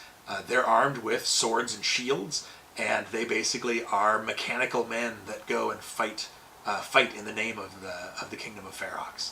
And they also have been sort of sitting idle in the sunken city until the portals start being reopened and hapless adventurers seeking out lost relics and some glory of their own find their way into the sunken city and start reawakening the automatons and bringing the vampires of Ferox out of their twilight slumber. And there's a specific. I mean, these aren't just robots, right? Right. It's a very specific type of thing. There's a reason we call them automatons, and it Yeah. harkens back to ancient Greece, where they would have actual mechanical things. Yeah, made of like kind of clockwork. They're kind of like clockwork robots. Yes, and actually, I saw a History Channel special on this, and they were talking about how they were so close to having like the Industrial Revolution way earlier, because they actually were using steam to power like mechanical automatons, but it was just kind of for fun, right? It wasn't like to power an engine or something like that. Instead, they would heat up water. That water would go through a series of pipes, and it would have an automaton of a bird that would be cheeping, and its wings would flap, Right. and it would whistle, and it's all powered by steam.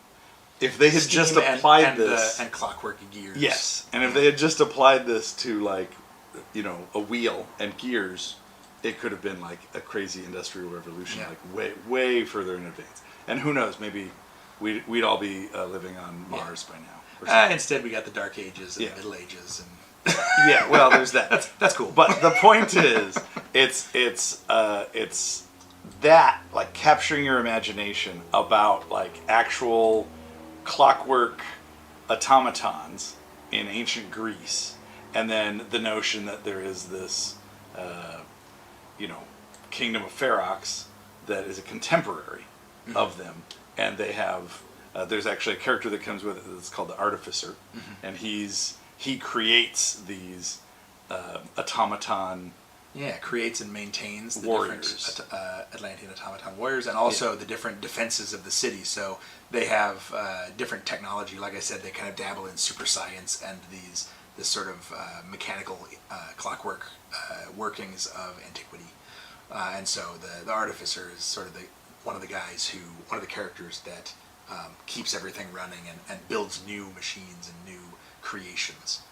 And on a side note, we found actual ancient helmets that are real, that have like full faces on the helmet. So it's got this cool helmet, and then there's a face plate that is a full human face, and it is like the stuff of nightmares. It looks like a crazy, gestureless like robot face, and we're like, that's the one.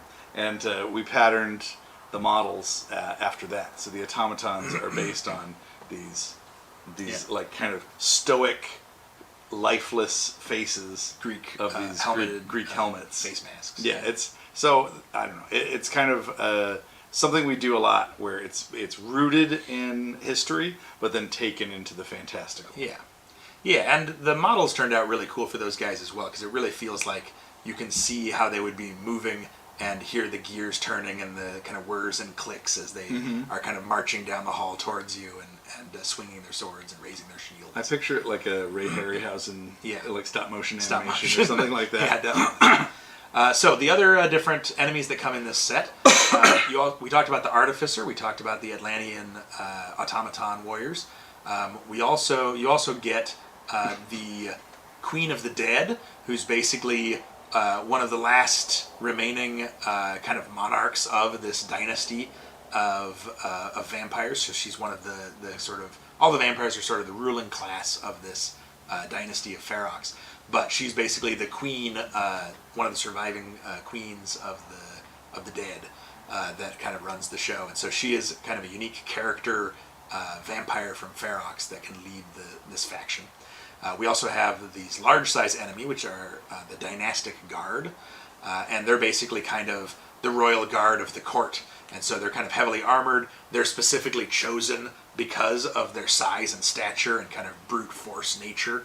And they fight with giant kind of polearm weapons. They also have big helmets and armor and cloaks. And they kind of keep their fighting prowess in check by having kind of a pecking order within their own ranks of challenging one another to duels for position in the court. as the Royal Guard. So the Dynastic Guard are a pretty fun new enemy to have as well. So all of those are new enemies for the Sunken City of Ferox. And these sets also have a bunch of new cards with new darkness cards and artifacts and all the threat cards you need and all the different decks and cards that you need to play with these characters, as well as a bunch of new encounters and things like that. And it comes with new missions as well that are specifically themed for the Sunken City of Ferox and entering the city and reawakening these ancient automatons and terrifying vampires. So we have a few questions rolling in. Christopher says, with Terrors of the Deep, do you think we'll see a playable hero vampire character? And I would say, yes, she's in A Touch of Evil. Yeah. So the Kingdom of Ferox has been referenced throughout different Flying Frog games for, I don't know, since I think the earliest one was probably A Touch of Evil, like Something 2008, 2009, probably 2009 for Something Wicked. And that was having the character of Valeria the Eternal, who was basically a princess from the Kingdom of Ferox, who escaped before the city was sunken beneath the sea. And so she's kind of traveled down through the ages, keeping to the shadows and living out her immortal life as a vampire within society and moving around the globe, hunting down larger and bigger creatures for sport, basically just to keep her senses sharp. But that is kind of a cheeky answer. So yes. the genuine answer is you never know. I think it could be fun down the road. One of the things that we haven't touched on yet is that this Kickstarter campaign actually sees add-ons that for the first time allow you to actually play as a Trun and as a Wasteland Warrior. Yeah, and So- we'll get to those a little bit later, I think. Yeah. So I'm just saying, as this all unfolds, you never know. We visit these themes and see what seems like it would be fun, and it could be fun to play as a vampire character. Yeah, and I mean, right now you can become a vampire hero. Any hero class can become a vampire hero. Whenever you fight vampires, a lot of times you can get bitten, and that can give you a transformation curse, which turns you into a vampire hero. So that's always an aspect that can happen and naturally develop through the stories that you play with your games. All right. There's a few other questions here. Well, we have one that is, Yeah. are the feral vampires related to the Ferox vampires? So that is a good question. They're meant to be kind of open-ended, so feral vampires could come from a lot of different places. You could easily have feral vampires that were vampires from the Kingdom of Ferox that escaped and became sort of deranged from the experience of losing their empire and living out in the wilds and being hunted for centuries or thousands of years and become feral over time, kind of growing and becoming more monstrous as they feed on larger creatures and void creatures and different people around the world. They're not intended to be directly one-for-one related. The feral vampires tend to be a little bit more of a gothic horror kind of vampires that are in the wild and are a little bit more wild themselves, whereas the vampires from the Sunken City of Ferox are a little bit more refined aristocracy. They're kind of this holdover from a lost kingdom that are civilized but very sinister and ruthless. So other ones, they're asking about what time period it takes place in the Kingdom of Ferox. Is it present day, or is it back in time where it's right after Kamuntet sunk the city? Oh no, it's intended to be, well, I mean, that's a question, right? But the intended point of it is that it is current to the 1930s with the Lost Tombs of Kamuntet. So basically, as people are exploring and finding these gates that reopen into the sunken city, they're not only letting themselves into this place, this kind of mythical kingdom sunk beneath the sea, to find these ancient artifacts and this different technology and super science and whatnot, but they're also potentially letting out the vampires and the automatons that have been trapped there entombed beneath the water for thousands and thousands of years. So, so I think that it creates this extra horror aspect of what evils you unlock in your overly zealous exploration and expeditions into the unknown. Yes. All right. So they are asking about specifically how many missions come in the set. I don't think we've really defined that yet. Yeah, we haven't finalized the missions because it's still in development. So we know there's going to be more than one mission, but we haven't defined exactly how many we're going to be able to put in to these different sets. One of the things is that, unlike some other games, our missions are usually very much created to have a lot of variation within each mission and to be very replayable. So it's not like, well, you play it and it's done. You played it and it's done. It's like, oh, you can play this 20 times and it doesn't really get old. Yeah, the missions are very much designed to like give you the objective and the kind of special rules that are kind of global to being, hunting for that objective or whatnot. Yeah. But what comes about during the adventure can really, really dramatically change how that mission plays out. Whether it's the way the map unfolds as you explore, or the enemies that you fight, or the encounters that you run into, the depth events that you roll. There's so many different variables that tell a unique and interesting and fun, evolving story as you play the game, that you could easily play the same mission 100 times and it would even though you have the same objectives, it would still play out completely differently each time.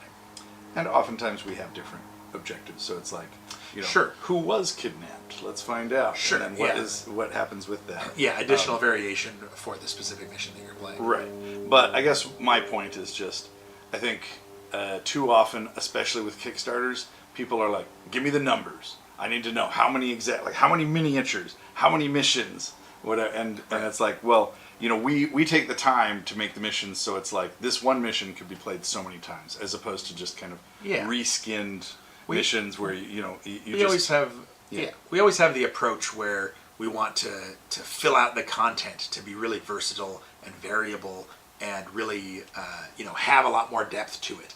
The enemies play differently from one another. We don't really do reskinned enemies where it's you've got 20 different miniatures that represent this one enemy and they're just a different color or whatnot. I mean, there are some variants for other worlds of enemies, but those always come with different abilities that kind of modify that enemy, that make them a variant. It's not just that these gorge slashers are purple because they're from Trinera. It actually is involved with how much Darkstone they've eaten and the radiation that they give off and how they play into the story, but also how they play in the game. So why don't we scroll on and look at the next add-on, because we have a lot to get through here. Yeah, we're down to 42 minutes. 42 minutes remaining in the campaign. So, Pulp Adventure Allies. So this is another one where, right now, I don't think it looks that sexy. We don't have like a box cover, and we're only showing the guides. The guides, which are arguably the most plain of the allies. So maybe we should talk for a minute about these allies. I mean, this is analogous to our original Old West allies set, or our feudal Japan allies. Yeah. But it actually has some really exciting new. Yeah, and we covered some of this stuff in the update where we revealed these as an add-on, this ally set. But basically, you get 3 guides, and there's different parts you can put the guides together with, so they've got a little bit of variation to them. But the guides are kind of helpers that can help you along in exploring the Lost Tombs. And they can, of course, be sent into the dark to explore different areas or fight monsters along the way. They can be, smashed by falling blocks or traps right in front of you, skewered by spears that come out of the wall, or melted before your eyes. So there's a lot of like gruesome ways that these guys can meet their ends, which are a lot of fun. One of my most favorite parts about allies. But they also have a lot of cool abilities that can kind of help you out to stop darkness cards, or to help you explore, or to help with encounters that you run into. So the guides have a lot of benefit to bringing them along. And if they happen to be horribly smashed or melted or crushed or skewered along the way, it usually tends to be like, oh, I can't believe that just happened to my guide. Well, and I would say in a fun way. when we decided that we were going to do pulp adventure Shadows of Brimstone, it was probably a nanosecond from that moment to when we knew we had to have guides. Because Yeah, it's absolutely. such a trope of pulp adventure. I mean, look at the first, 15 minutes of Raiders of the Lost Ark. How many Yeah. guides does he go through? They turn Yeah. on him. They get horribly killed Yeah. in awful ways. And the other thing that's a fantastic element of it is that element of loyalty and betrayal, and having your allies that have cool powers, but then also have the chance to betray you, turn on you, try to steal that lost relic that you just found right out of your hands. Or like Benny in The Mummy. Yeah, who's constantly flip flopping. Yeah, he's flip-flopping constantly. working with the villains, working with the crypt mummies, and working for Common Ten. So besides the guides, maybe we should talk about the ones that we're not seeing, like the pack camel. Sure. So the pack camel is kind of along the same lines as the mule from the Old West Allies set. Basically, it's a large camel that can spit and kick in a fight, but also can be totally laden down with your gear and artifacts and items that you bring along or that you find in your adventures, and carry it out of the tombs for you. So the pack camels are a great kind of utility beast of burden that you can bring along to help carry your stuff, but also give a swift kick or a good spit at enemies along the way. They want to know if it can carry more than the donkey can. Well, it depends. Do you have an iron mule or? There's different levels of mules. Well, we'll talk about that in a second, but we should probably just touch on the different ones. Yeah, we only have 39 minutes. Yeah, so the damsel. This is another big trope of any cliffhanger type game. Yeah. Pulp having adventure. having that character who's kind of an ally that's feisty, doesn't necessarily want to be there, but is also kind of a spitfire who can accidentally trigger traps or get you into trouble, but also can pull off a sucker punch at enemies or whack somebody over the head from behind with a clay pot to sort of work for you in combat. So giving you extra bonuses, being someone that you can occasionally need to rescue, but get bonuses from rescuing them, and have that cool gameplay that hits all of those tropes that you are familiar with from pulp adventure stuff. And the sidekick, another one. Oh, big yeah. trope. The sidekick is one of my favorites. So the sidekick is really cool because he is kind of like, in some ways, he's almost like a minor hero. You basically can develop your sidekick and choose kind of how he grows and changes, and the items and kind of the way he's tricked out with gear and whatnot. And it also has cards in the set for legendary sidekicks that you can hire and have helping you out. Which are kind of, along the same lines and similar to sidekicks that you would have found in the Fortune and Glory board game, which are always kind of powerful allies that join you in the board game. We wanted to achieve kind of a similar idea here, where you could get these legendary sidekicks that you can hire at the Adventurers Guild and whatnot, using Glory and bringing along these legendary characters with you. Sean Trahan says, "Just tell us it's short round and move on." Is it short round? Is it Salah? Who knows? Well, I mean, or something Or something totally different. completely different. Yeah, for a long time in development of Fortune and Glory, there was a character named Hans, Yeah. and we would say, "Kick his ass, Hans." Yeah, that was actually the quote on the card. Yeah. So that may actually be a spoiler for an upcoming card in the Fortune and Glory expansions. Well, you want But you didn't hear that here. but anyway, it's the sidekicks are who you want them to be. I mean, there's the drill. They're like the Samwise Gamgee to your Frodo Baggins. You got to have that. You have to name your sidekick. You have to Yeah. kind of build and grow your sidekick with you. They're on that adventure with you. They're in the Yeah. trenches. They're having that adventure with you. They're not just a typical guide that's Right. getting horribly killed or turning on you or whatever. They're like companion. Yeah. It's great. And one of the key features of the Allies set is that it works really, really well in any setting, whether you have, 3, 4, 5, 6 heroes. But it works especially well when you only are playing with 1 or 2 heroes or playing a solo adventure, because it kind of lets you bring along those extra characters that don't take quite as much to manage as a full hero, but give you the feel of having a group going down into the Lost Tombs and going on these adventures. And they give you that little edge that really helps out when you get into a fight, or when you really need that extra carrying capacity or extra boosts to your abilities. And one of the things that, this new set is analogous to the previous ones we've done. In the previous ones we've done, your allies can really take on a life of their own. They have their own mutation chart where they can get mutations. They've got upgrade charts so that your allies can actually go up in level, and this will be very, very analogous to. Yeah. All right, well, let's move on because we have a lot of other stuff to cover. Riders of the Storm. So we'll look first at this add-on, and then we'll flip and look at the update where we go through it and we'll show the individual miniatures for it. Oh, sure. But looking at the Riders of the Storm. Yeah, so this is another enemy theme pack. It's a little bigger than the other ones because it actually has mounted enemies and enemies on foot. And so it has a lot more miniatures in the box because of that. But we wanted to have that versatility of having those Scafford Gang Outriders be able to be mounted so they could ride up alongside the train, they could ride through the canyons and all of that, but then also get off the horses to fight on foot, whether it's climbing onto a train or just stepping off onto the ground to fight in more confined spaces. So this set hat comes with 4 different enemy types, enemy groups. It comes with the Scafford Outriders, which are basically horseback kind of train robbing Scafford Gang members. not centaurs. Not centaurs. Not centaurs. Although they are mutants, so I guess you could have some centaurs in there. Might be hard for them to dismount.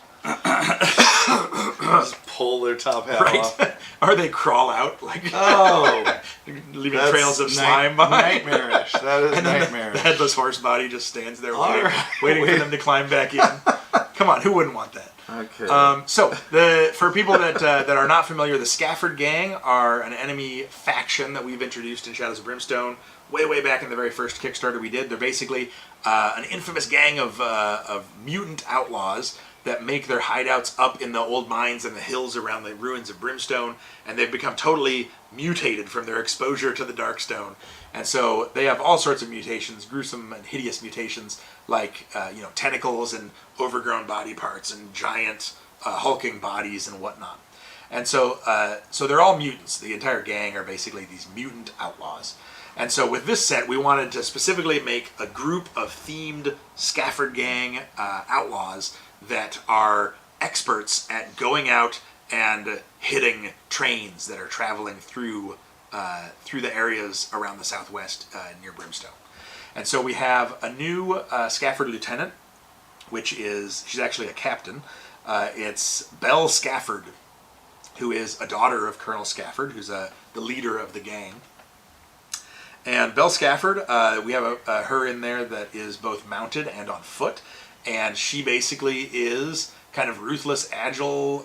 She fights with a pistol and saber, and she basically leads the Scafford Outriders, which are these horse-mounted Scafford Gang mutants that are kind of experts at riding down from the canyons to hit trains and kind of board the trains and steal the goods and rob people at gunpoint and then get back off the train and escape. And one of the cool things about the Scafford Outriders is that they actually have the mutations that allow them to use their tentacles or their slippery skin to grab on and slide up through the windows of the train. And so when these guys dismount from their horses to board the train, they don't have to jump onto a flatbed car or jump onto a connector. They can actually just climb right through the windows to get into the cars to attack you, because they're sliding through or pulling themselves through with their tentacles, kind of squeezing themselves in through these openings in the train. Yeah, it's crazy. So other enemies that we have in this set are the Safe Crackers. These guys are big monstrous brutes that have mutated out of control, so they're enormous. And they basically have big kind of mutant kind of demon claws that are perfectly suited for shearing right through the metal side of the trains and the rooftops. And because they're so giant and have these big muscular legs, they can actually run alongside the train and keep up. And they can jump, like do giant leaps to jump up and land on top of the rooftops to kind of tear their way into the train. And the name is basically a play on words because safecracker was always meant to represent like someone who listens very carefully and precisely to the tumblers in a safe and can like crack the safe, meaning Yeah, like cracking the code. Yeah, cracking the code and whatever. But these guys literally are safe cracker where they just like cut right through the metal. They shear and just through the safes rip and it just apart. rip the doors right off the train car, right off the safes. But every once in a while, they come across a safe where it can't be broken into just by sheer brute strength. Or there's too buried they can't get to it. Yeah, so that's where this next character comes in. This is Mortimer J. Scafford. Yep. Morty Scafford. Morty Scafford to his friends. And so he is also a Scafford lieutenant. He's one of the main gang, one of the children of Colonel Scafford. And he is basically mutated down to have this kind of hideous troll body with a really diminutive stature. But he has become an expert at breaking into safes and being nimble and coming up with these cunning plans to do train heists and bank robberies and all sorts of things. But he actually follows the traditional sense of being a safecracker. So he actually has a stethoscope, an old school stethoscope that he'll put up to the safe and listen in. And in the miniature, turn the dial and whatnot. Yeah, we actually have him where he's got it like he's listening and he's going like like quiet boys, And so we just picture him as this total character, like this just crotchety, just cantankerous little dude, Little troll. Yeah, and it's great though because he rides on the backs of the giant safecrackers. Much like Bell Scafford kind of leads the Scafford Outriders on horseback, he kind of leads the safecrackers on a heist. And so he'll ride in on the back of a safecracker and then leap off to accomplish his cunning plans. Yeah, I love Morty Scafford. He's probably my favorite part of this whole expansion. Yeah, yeah, he's really cool. All right, so let's move back to the add-ons and we'll look at the next one in the list. And let me just look for we are down to 28 minutes left. 28 minutes left in the campaign. So I do recognize the fact that it's wholly possible that some people have not heard about the Kickstarter. They're watching this live stream and just going like, oh, these are cool new expansions that they've announced or something like that. Yes, we've announced them. This is all part of a Kickstarter that we're doing. And this live stream is the big countdown to the end of that Kickstarter. So if you have not yet pledged in the Kickstarter, you should definitely get into it. We have taken this crazy journey and unlocked all of these stretch goals. So at this point, it's just a mountain of new material for Shadows of Brimstone. So go to Kickstarter, search for Shadows of Brimstone, Lost Tombs, and Hell Train, and you'll find it. And you have about 28 minutes left to get in on this amazing deal. So check that out. We're going over some of the cool add-ons that have been out. It's a fantastic entry point to the game, and it gives you just a crazy mountain of stuff with all of the different stretch goals and the core sets that you get. And it's compatible with all the other Shadows of Brimstone. Yeah, this campaign has definitely been like a runaway freight train, a runaway hell train, as it were. It's a runaway hell train. So it's exciting. All right, so here's where we started adding some new hero packs. Yeah. And the first one is the Trun Outcast. This is something that I think we just took a left turn. I saw some comments where people were like, I wanted this, I wanted that. I never guessed that there'd be a playable Trun hero. And they were like, but I immediately realized it's what I didn't know that I needed. But I think that that's the thing. Who doesn't want to play a Trun? Who doesn't want to play an entire adventuring party of Trun? Yeah, that's true. That would be awesome. Yeah, especially if you had 3 Trun heroes that you're playing, because that basically is the same number of enemies you get in an enemy group. Yeah. So at that point, you're just playing a Trun hunting party. Yes. So did you want to touch on the Outcast? What does it mean to be a Trun Outcast? Yeah, so First off, the Trun are basically these alien warriors that are kind of hunters. They define themselves by fighting and the hunt, and they're kind of all at once primitive, but they have a lot of sci-fi tech as well with their weapons and their armor. Yeah, I mean, I think the thing is really they're an advanced alien civilization with all this technology and ships and really advanced alien technology. However, they have embraced like their tribal roots. Yeah. And it's for them, it's all about the hunt.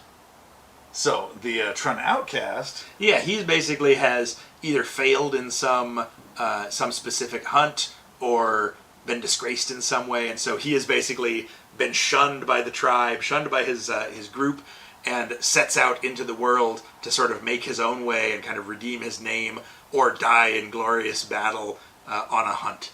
And so he's basically this massive alien reptilian warrior that you can play as, who's on a quest for finding and killing the biggest, nastiest things he can get his hands on, and kind of redeeming his name, making a name for himself, or going out in a blaze of glory.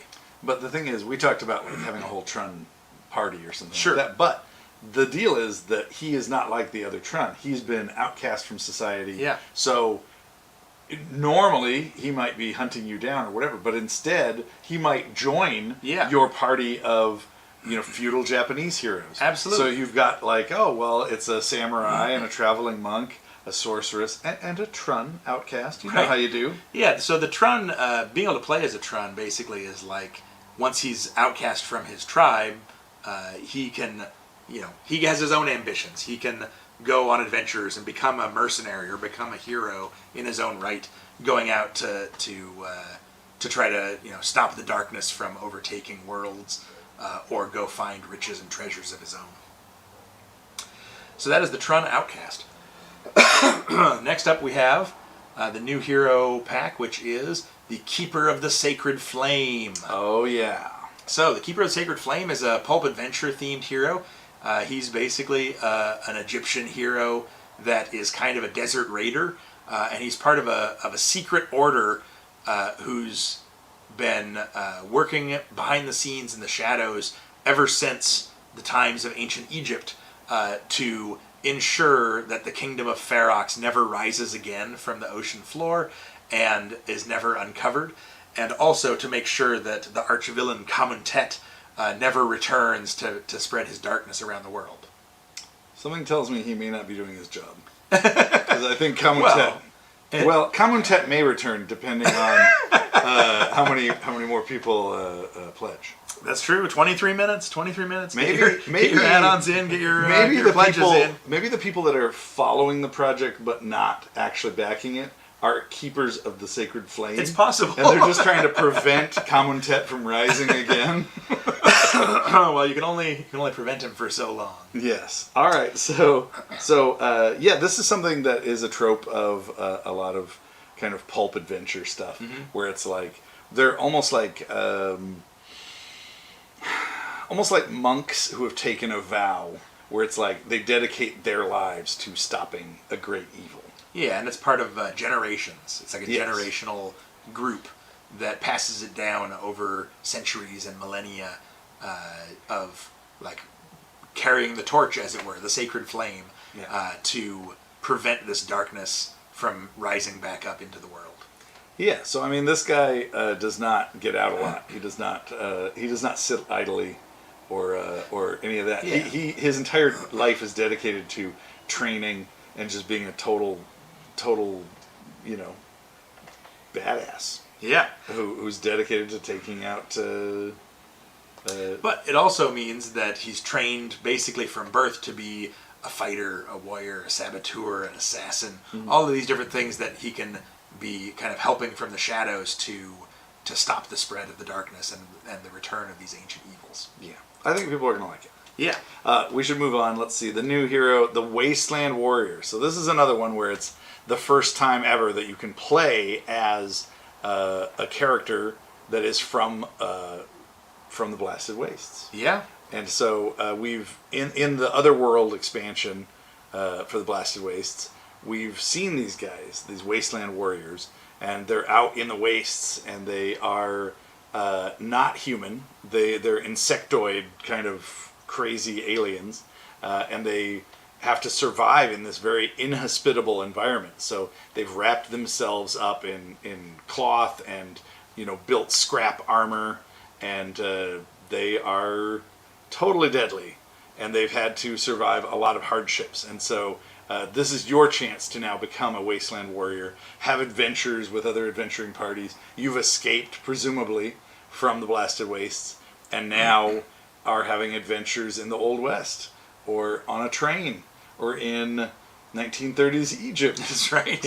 Or in Cinder, Feudal or Japan, Tradera. There's so many options, but I don't know that this necessarily needs a lot of explanation. If you played in the Blasted Wastes, you know what we're talking about. One of the coolest elements of him is that he has his kind of scrap armor that he can modify and kind of trick out his armor and his weapons using scrap and tech. And he can also get scrap and tech from scavenging and from breaking down existing gear and items that he finds to add pieces of it to his armor and to his weapons. So he's like a very customizable fighter. So if we move on, there's one last new hero that was added on, and this is the Scientist. Now talk about a staple of pulp adventure, like that kind of mad scientist character. And we've sort of combined archetypes of like a mad scientist and like a gadgeteer. Yeah, inventor. Somebody, who's like an inventor and creating things. And so, did you want to talk about his gadget? Yeah, so he's a really cool character, the Scientist. He has that pulp adventure flair. His starting upgrades basically let you kind of decide how mad of a mad scientist you want him to be. Mm-hmm. So you can either make him into a gadgeteer, where he's all about inventing things and modifying things and creating new things. You can make him so that he uses fringe science, so that he's kind of right on the cutting edge and dabbles in these super science elements and crazy kind of outlandish elements of science.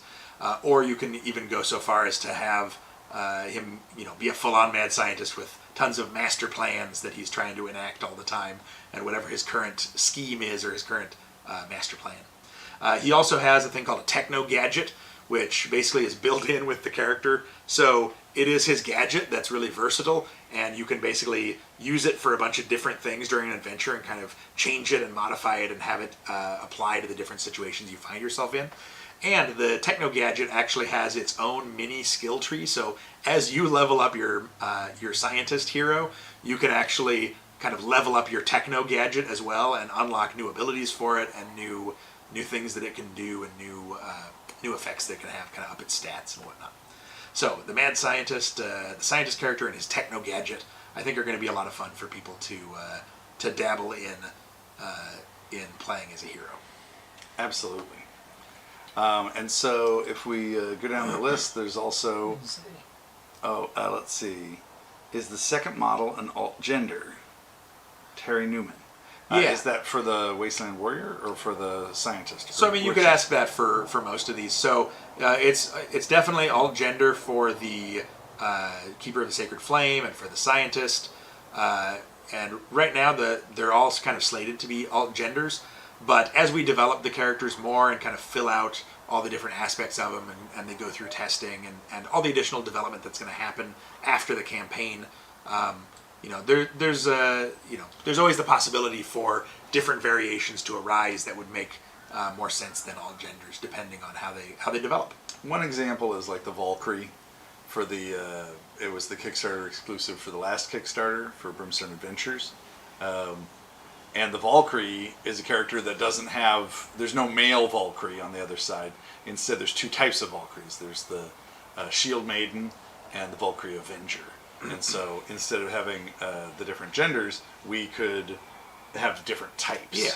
And the other thing is that you kind of get into that as well with characters like the Aztec Jaguar Warrior, right? Where we intentionally make the starting upgrades very different from one another so that it gives you these really distinct paths that you can take, and you can have multiple Trun outcasts, for instance, in the same party, but have them play very differently and develop and level up very differently.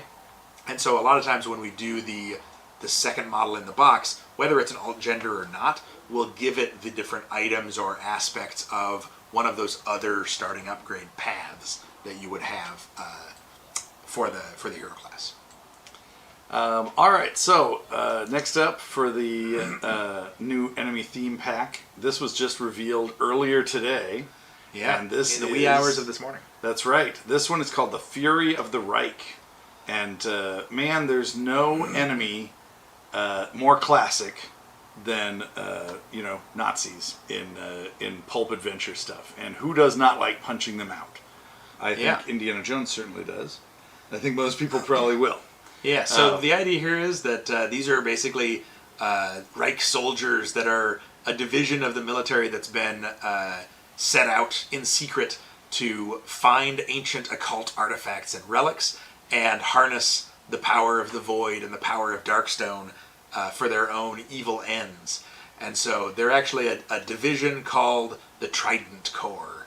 And so this particular subset of the Trident Corps that has been sent to the Lost Tombs in Egypt is led by Colonel Stein, who's basically a villain of the highest order, and he has supernatural experiences in his past which left him kind of scarred and tainted by the power of the Void. And although at first he deemed it as a negative, over the years he's found advantages to being mutated and corrupted by the power of the Void. And so now he seeks above all else to unlock more of that power to use to his advantage. And so in the set you get this mini boss that is Colonel Stein. You also get Reich soldiers, which are kind of your standard military soldiers that have their MP-36 submachine guns, so they can lay down rapid fire at the heroes. And they're kind of pulled from the most cold and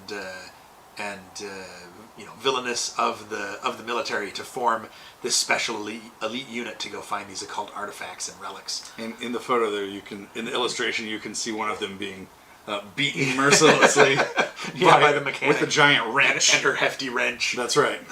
But they don't appear on the page here because we don't have the final art ready for or sculpt ready for the figure.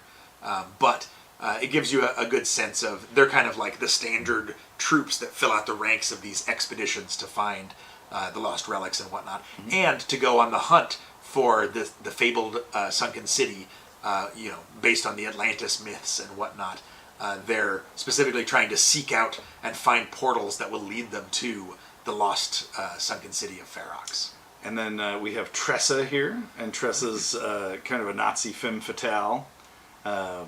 Totally beautiful and deadly.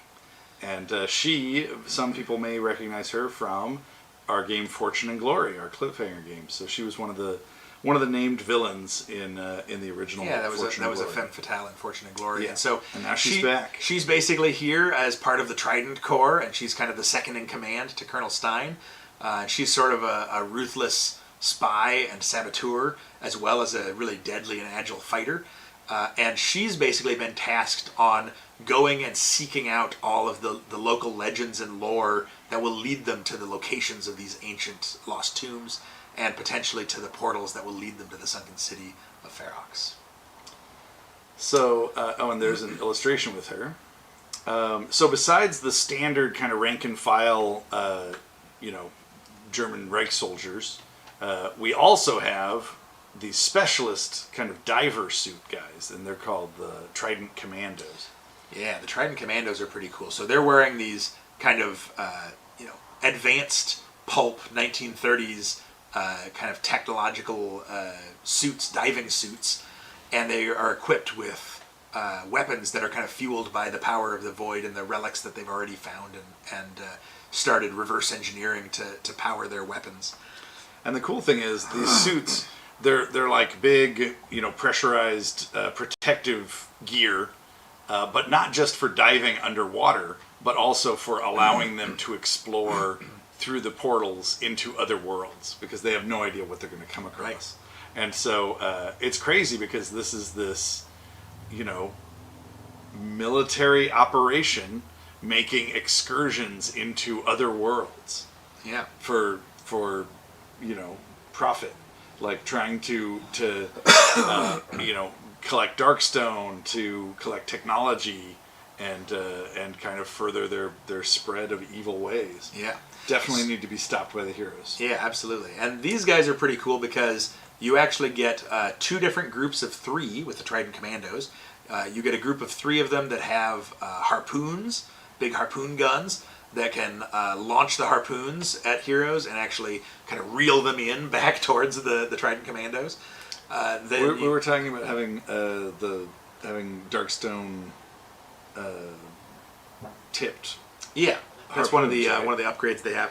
Yeah, so we're getting the 10-minute warning. There's only 10 minutes left to jump on board and be part of this Kickstarter and add on any of those add-ons you want to hit.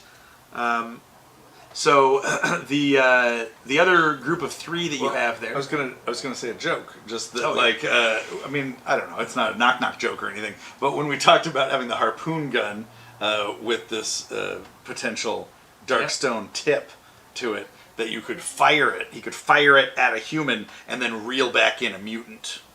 Because they, would quiver and They're erupt into mutated by the tentacles. void energy. Yeah, by the Darkstone. I like that notion. That's Yeah. how they reel in new recruits. Yeah. They could also go fishing for Darkstone salmon. This is true. And then we should also talk about the lightning guns. Yeah, so the other group of 3 Trident Commandos you get are the 3 armed with lightning guns. So this is, again, one of those kind of pulp adventure, kind of super science techno weapons, firing big arcs of electricity at the heroes that can arc between heroes and fry electronics and cause all sorts of havoc in a fight. And so you can see that they're kind of big 2-handed lightning guns that have a generator on their back, kind of powering the electrical current that fires out of these arcing lightning guns. So all right. There's a few things here. Well, we only have 8 minutes, so we should probably jump on to the last of the add-ons. I just have to say, Michael Bates said, these guys are the Cub Scouts of the Harvesters. And Nathan Jepson says, Hail Hydra! And, I don't know, people are excited about it. Sharon says, it's the final countdown! Dum, dum, dum. That is true. All right, well, we're on to our final add-on for the campaign, which is another enemy theme pack. It is the River of the Dead. This might be the one I'm most excited about. The River of the Dead is pretty exciting. It is awesome. It's really cool to have a lot more of that like classic Egyptian mythology type stuff injected into the game and whatnot. Absolutely. So the River of the Dead is another enemy theme pack. But these guys are themed for the cult of Horus. So that's the cult that's trying to find the relics and parts of Kamentet and resurrect him to spread his darkness over the world once more. And so this River of the Dead pack comes with new Cult of Horus enemies for that faction. And so here we have the first one, which is the Priestess of Judgment. So she has her Scales of Truth and her Anubis staff. And she basically can pass down judgments on the heroes to give them all sorts of challenges and hard times. And she can also unleash the savage creature known as Amut, who is a large-size character villain beast. And in Egyptian mythology, when people would die and be going toward the River of the Dead to proceed on to the afterlife, their hearts would be weighed on a scales against a feather to deem whether their life was worthwhile and whether they were kind of truthful and pure of heart and whatnot. And if their heart was the same weight or lighter than the feather, then they would be deemed worthy and they'd be part of the blessed dead that could pass on to the afterlife.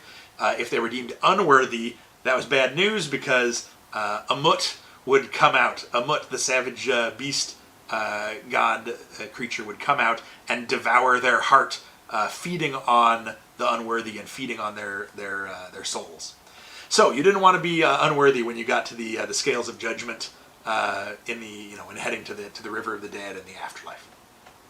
So the priestess of judgment is basically a higher up kind of sorceress in the cult of Horus, and she's got her different relics, and like I said, she can unleash a Mut, who is this large size beast villain, and a Mut is basically a creature that is has the back half of a hippopotamus, the front half of a lion, and the head of a Nile crocodile.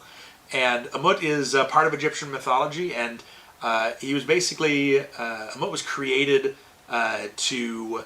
I believe Amut is actually a goddess.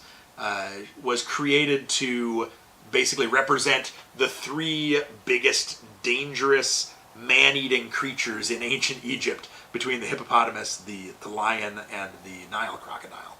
So Amut is especially kind of beastly and terrifying.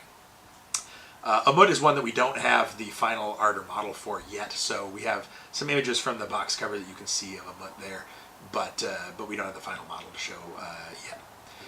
Next we have the Ushabti warriors, who are basically giant figures that are sculpted and left in the tombs with the dead, and they're created specifically to come to life and serve whoever's tomb they reside in as workers and soldiers. And so many times Ushabti would be carved with hieroglyphics and sculpted at small scale, and there would be giant hordes of them, giant armies of them basically standing around the tombs and the funerary areas of these ancient Egyptian burial sites.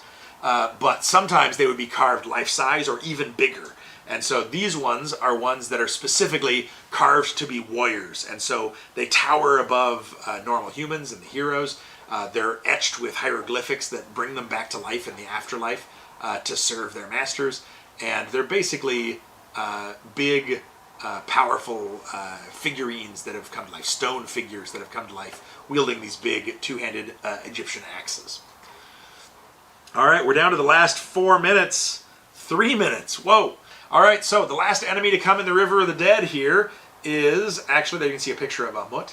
The last enemy to come in the River of the Dead are the Osirian River Guard. Oh, these guys are so cool. These guys are basically skeleton warriors that are dressed in the garb of the traditional garb of Egyptian warriors. They fight with spears and big bronze shields, and their spears are actually tipped with darkstone. So they basically are the guardians of the River of the Dead, and they fight in the name of Osiris and for the cult of Horus. And so you can see the individual sculpts for them. Yeah, if we scroll down slightly, and we'll see. Yeah, look at this. So these guys are pretty cool. They've got their big armor and their cool kind of helmets, and the big shields, big robust shields, and their spears. I'm just going to say it. Of all the skeletons that we've ever done across all of these are my favorite. Yeah, these guys are turning out really cool. And so these guys are kind of the backbone, the skeletal backbone, as it were, of the enemies in this River of the Dead set. You can almost hear this guy screaming a battle cry. Yep. Talk about your Harryhausen style stop motion enemies. This guy definitely feels like one of those old stop motion skeletons from the Golden Voyage of Sinbad or one of those movies. Yeah, absolutely. All right, we're down to 2 minutes. All right, it's the final 2 minutes. This is the final countdown. This is the final countdown. So it's your last chance to get in on this Kickstarter campaign during the actual campaign, and to get this crazy deal with all of this stuff. I mean, at this point, the estimated value for the Pharaoh Pledge, I think, is got to be right around the $1,000 mark, if not over. Yeah. And I mean, that's a pretty insane value. Also, all of this stuff, all these stretch goals and corsets are shipping together in a pledge box for the Pharaoh Pledge, and you know, these things will come out at retail. Other than the Kickstarter exclusive Heroes and Crimson Hand set, all these other things will come out at retail, but they'll be coming out over the course of years. So getting this stuff during the campaign, the Kickstarter campaign, is basically a fantastic way to get it way earlier. You know, most of these things way earlier than anybody else in the world will have. and be able to be playing with all of these cool new enemies and new card packs and all this stuff before they go to retail for almost all of this stuff.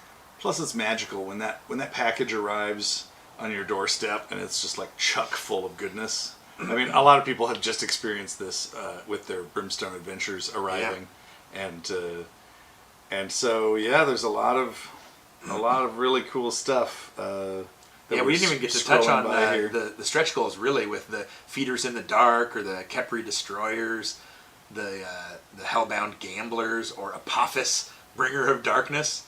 We're down to 50 seconds. 50 seconds left. We're definitely in the final countdown. You know what we should have mentioned, but there's actually, last time I looked, there was one wanted pledge open. Yeah. Somebody left it, and so there is a wanted or map makers. Where they might still be open. You got 30 seconds to try to go and grab up any last add-ons or wanted or map makers that might have opened up in the last moments of the campaign. This is it. The other thing 20 is, seconds. You have to be at least at the $25 level to get access to the pledge manager. So if you just have like $1, that won't cut it. So this is your last go. 8 seconds. 7, 6, 5, 4, 3, 2, 1. Is it 0? Is it closed? All right, that is it. The oh, look at there's explosions. There's going fireworks. off. The Shadows of Brimstone, Lost Tombs, and the Hell Train Kickstarter campaign has now successfully completed. That is fantastic. Well, thank you guys all for being part of this campaign and for helping to support Flying Frog and helping support Shadows of Brimstone. We really love working on this stuff and having such cool stuff that we can develop and kind of bring to life through this crowdfunding. Also, it was really cool getting to wind down to end this and count down together as a group. Yeah, it feels really a little bit like a New Year's Eve or it something. It does feel like New Year's Rockin' Eve. We should have had some like little champagne flutes. Yeah, we should have definitely had some champagne flutes. Yeah, what are you going to do? Next Kickstarter, right? Yep, next. We didn't meet the champagne flute stretch goal. That's right. But we should just talk about what we've actually accomplished here, right? Because we surpassed, how we did in the last Kickstarter, the Brimstone Adventures one. Yeah, and more backers, more funding.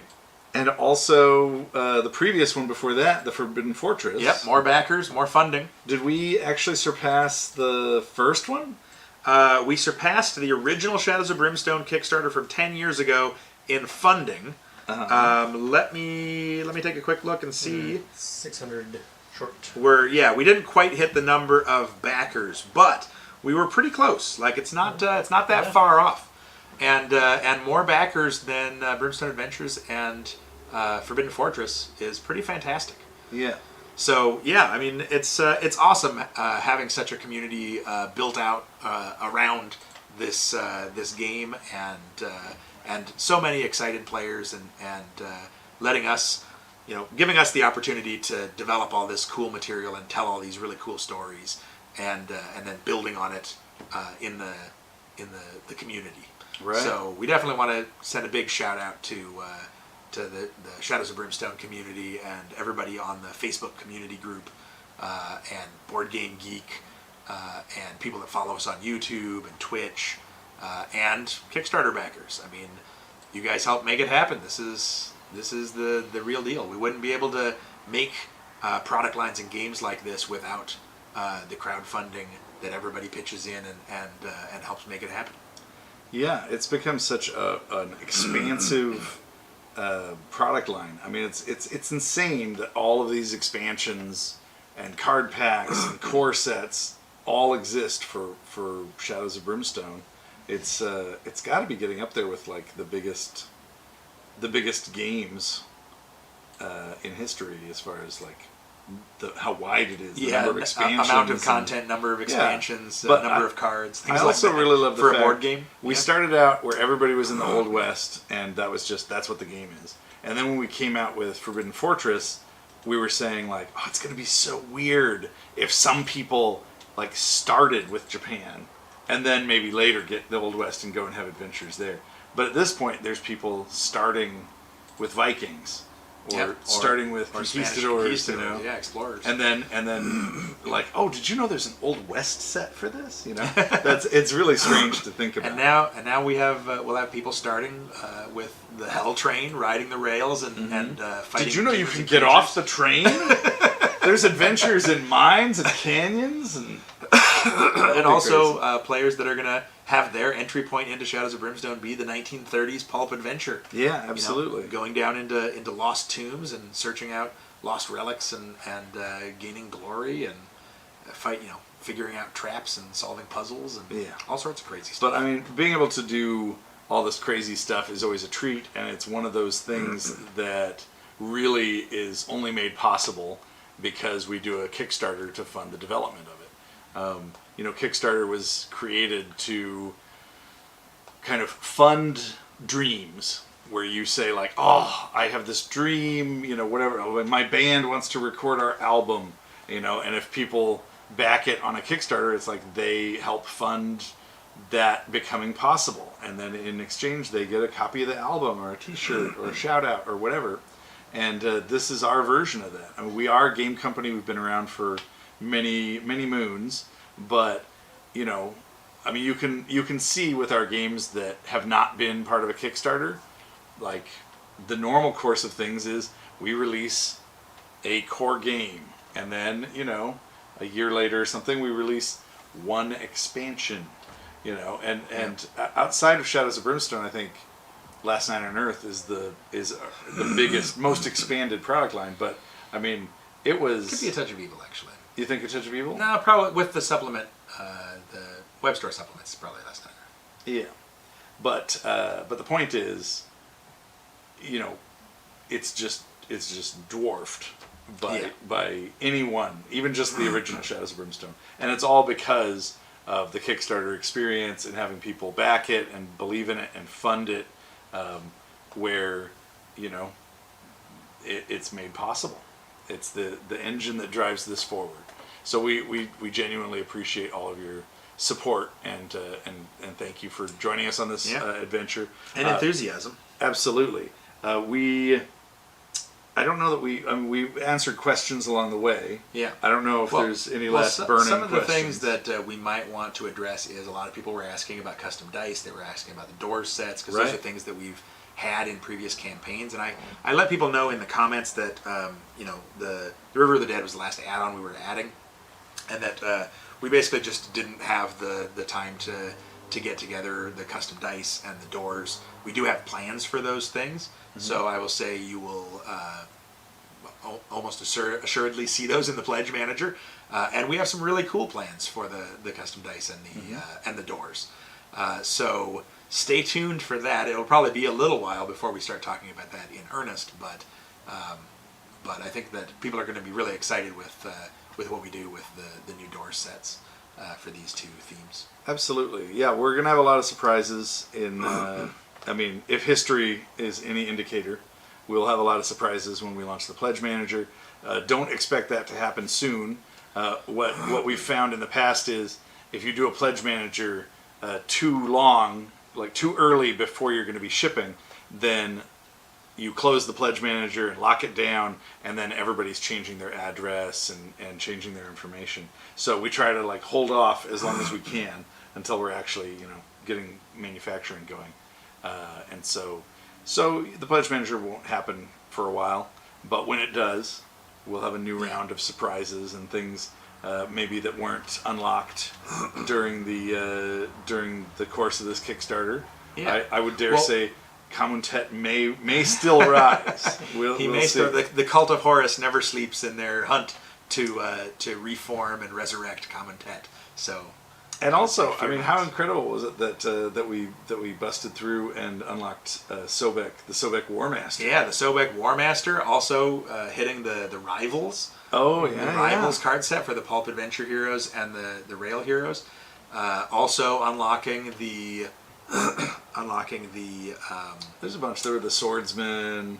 Yeah, And, yeah. Well, I was thinking Soul Collectors. Oh, the Soul Collectors, yeah, with the canopic jars and all that. Yeah. I think we did not quite reach the tribal ghost hunters. Ah, Yeah, I think we were well, a so little you shy never of those know. guys as They well. may make an appearance in the pledge manager. They We'll may. see how it goes. They may.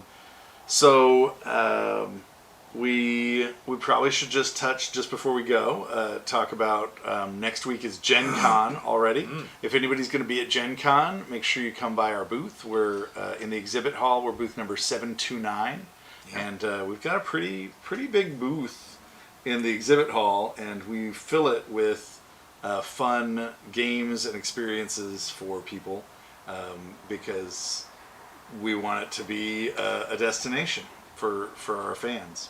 So so there's going to be demo games of all of our different games. We're going to have preview games where you can actually play on Saturday from, I think it's from 2 to 6. Yeah. You can actually play with Jason. Prototype preview games of the Hell Train, the Impossible Hell Train, and the Lost Tombs of Commentet. That's right. So On that'll be pretty Friday, exciting. we're going to be doing, I think it's, what time? 3 to 6? I think it's It's either 3 to 6 or 4 to 6. Yeah, I don't have it in front of me, but on Friday we're going to be doing a kind of a talk about like new stuff. Yeah, it's our center stage Spotlight. spotlight. Yeah. And talking about new stuff, and also probably doing a backer roundup. Yeah, So absolutely. any backers for the campaign, for this campaign or previous campaigns, you should definitely come by at Gen Con on Friday and Friday afternoon, and get together as part of the backer roundup. right? But we're also going to have some surprises for Gen Con that we'll have that we're unveiling at the booth. Yeah. New stuff. And for those of you who can't make it to Gen Con, we are going to be having a Gen Con sale on our web store. And so we're going to have the different new items that are debuting at Gen Con. We're going to also have on our store for the sale, the web store. So that is probably that. I do want to let people know about Dice Fest. Dice Fest is our own convention that we do in October. It's going to be local to us. It's going to be in Bellevue, Washington. And starting with last year, we actually moved it to the Hilton. And so we took over the bottom 2 floors of the Hilton. The Bellevue Hilton. The Bellevue Hilton, and it's their entire convention space. And we just, because it's our own show, it's not huge. It's not like a Gen Con or anything like that. But it's all about our games, and we get to do whatever crazy stuff we can dream up. Yeah. And giant size games and kind of retro spotlight games. yeah, Last year we actually had a Nerf gun shooting gallery, Old West shooting gallery, which was that's something we've a been ton wanting of to fun. do forever. Yeah, and it was done in the style of like a Disney ride or something like that. I mean, you're not moving around riding, but Right. I recorded moving the voiceover for it. targets and music. Yeah, we have music going. Original music composed for it by Mary Beth, who does the soundtracks, and then I recorded the stuff as like an old prospector or something. And I'm like, get ready, get your guns, 3, 2, 1, fire! And it was just tons of fun with this Nerf gun shooting gallery. Yeah, we also had the Brimstone Saloon, which was pretty great, serving up all weekend, serving up fresh root beer on tap. Root beer on tap. And a really cool place to meet and greet and hang out with people at the Brimstone Saloon, the physical saloon.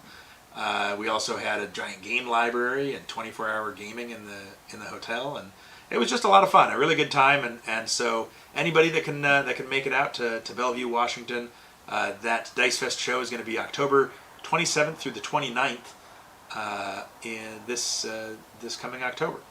And I'm just realizing that this is a poster that I made up that will show at Gen Con next week.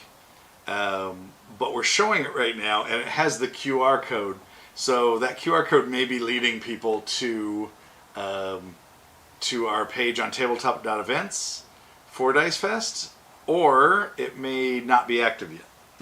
So if you are scanning that QR code and it's not taking you to an active page, just know that it will be active in the next couple days. Anyway, yeah, it's a great time. If anybody wants to come join us for Dice Fest, you won't be disappointed. It's a lot of fun. Oh, it looks like it is actually, the page is actually working. All right, excellent. So on the page, you will find that you can, theoretically, if it's launched, you will be able to buy your badge for Dice Fest, and you will also have the link to the Hilton, specifically to our room block, and that's where we've secured a better price for people that are staying in our room block, like for Dice Fest. And staying in the room block also really helps out the convention because it helps us with the offsets hotel the and cost of the and convention center, and kind of helps us be able to do bigger and crazier and cooler stuffs for Dice Fest. But also, you really want to stay at the hotel anyway, because we have gaming events that go into the wee hours, and then start again in the morning. So to be able to get your maximized gaming potential. Well, plus it's really fun to hang out, do late night gaming with people at the tables that we have set up in the halls and in the various rooms, and the game library. You can check out games and have late. We also last year we started a new thing, which was Shadows of Brimstone Saga games, Saga Adventures, which are basically a running. It's a one mission per Dice Fest running campaign of a story. And so we started that last year, and the next mission in the Brimstone Saga game is going to be at this year's Dice Fest.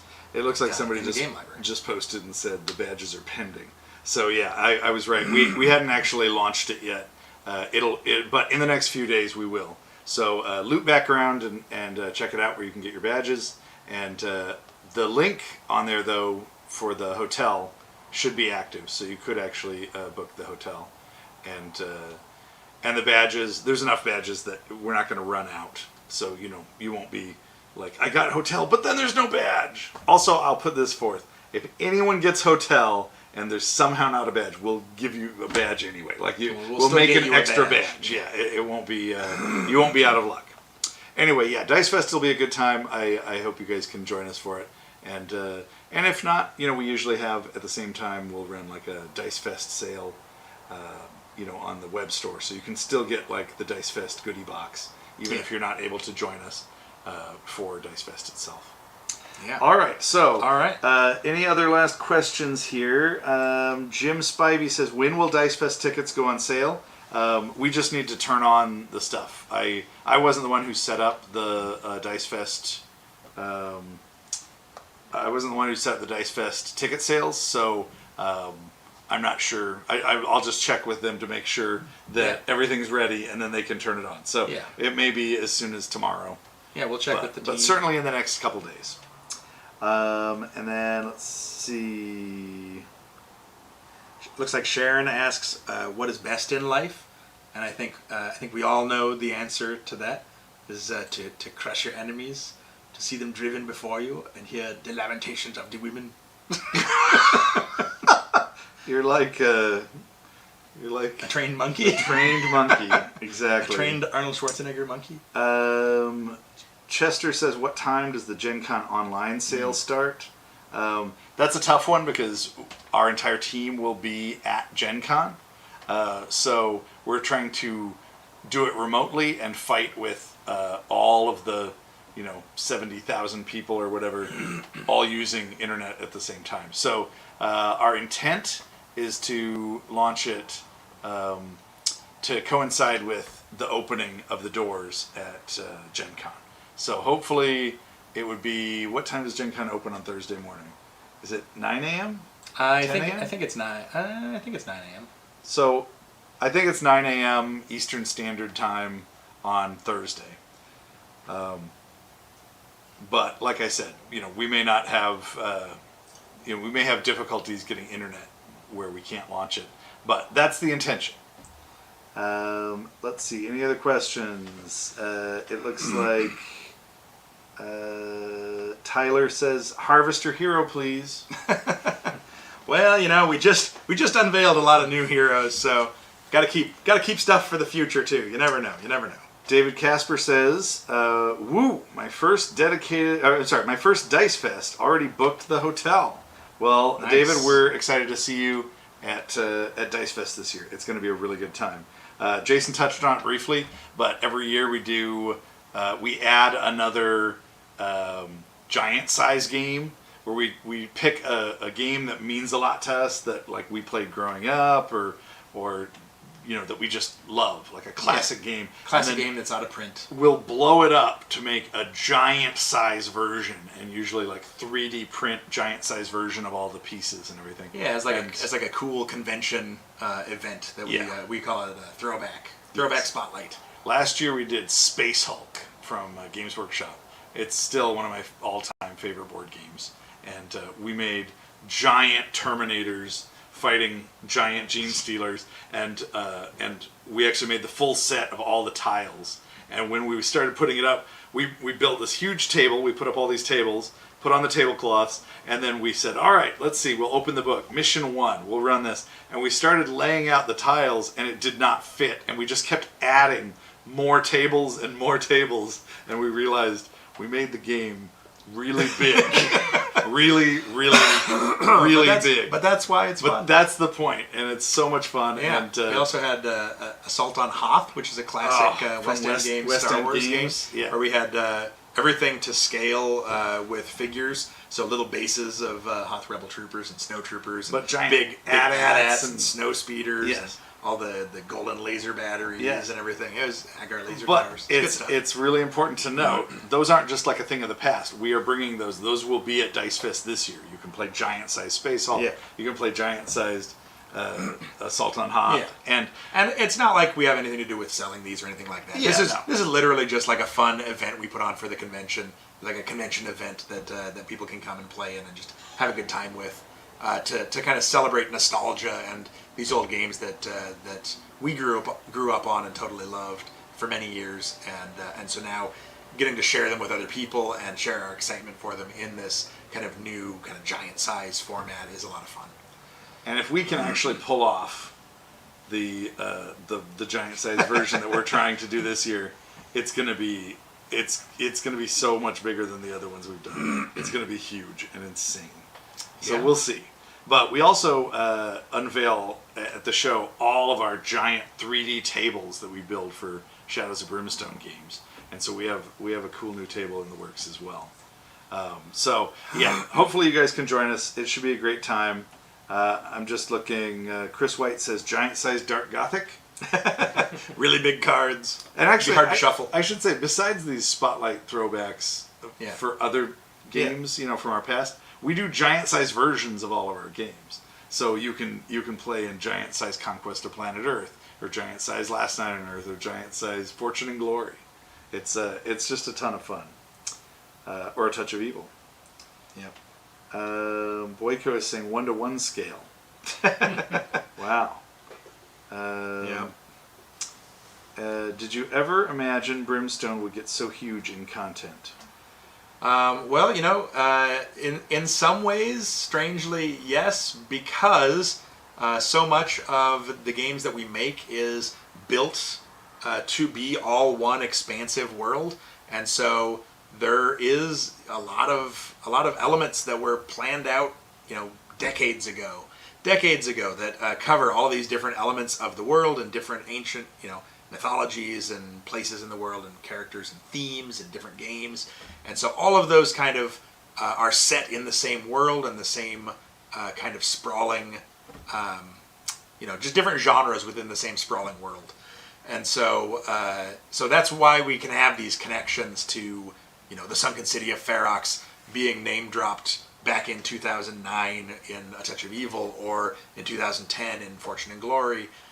And having these connections that last from game to game and just over the years, being able to go and pull more things from that kind of world building and history that we've developed allows us to do a lot of really cool stuff. So in some ways, no, we wouldn't be able to predict that we would have this one product line in Shadows of Brimstone that has gotten so enormous, but has all the sandbox nature of variability that you can kind of jump in and get the stuff that you love the most that tailors your experience. But from the standpoint of it being all in one world and having this kind of giant vision for so many different games and different things to touch on throughout history and fantasy and different genres, then from that aspect, yeah, definitely. And hopefully it will continue to grow and develop more projects over the years that all fit into this same world. So there's a few other things. Of course, there's mention of the Scorpion King, which we're not doing. There's a suggestion of a Shadows of Brimstone LARP at Dice Fest. And then it looks like Wayne is yelling, "Nerd!" Which is pretty funny. Brian Sharkey says, "How soon before you guys start working on the next series of Brimstone Kickstarter content?" Man, we finished like a few minutes ago. You're already talking about the next Kickstarter? We have to now build all of the stuff that was unlocked in this Kickstarter. Yeah. Well, we should probably call it here. It's been a long live stream and a very sleepless campaign that we've been doing. So we're all exhausted. We're going to take a little bit of a rest before having to pack up and get on a plane for Gen Con within just the next couple days. Yeah. So maybe we'll see you guys at Gen Con. Maybe we'll see you guys at Dice Fest. Or maybe it'll just be online again. yeah. But either way, we'll see you again soon. Thanks again for supporting the Kickstarter and Flying Frog, and we'll talk to you guys later. Yeah. And until next time, happy gaming.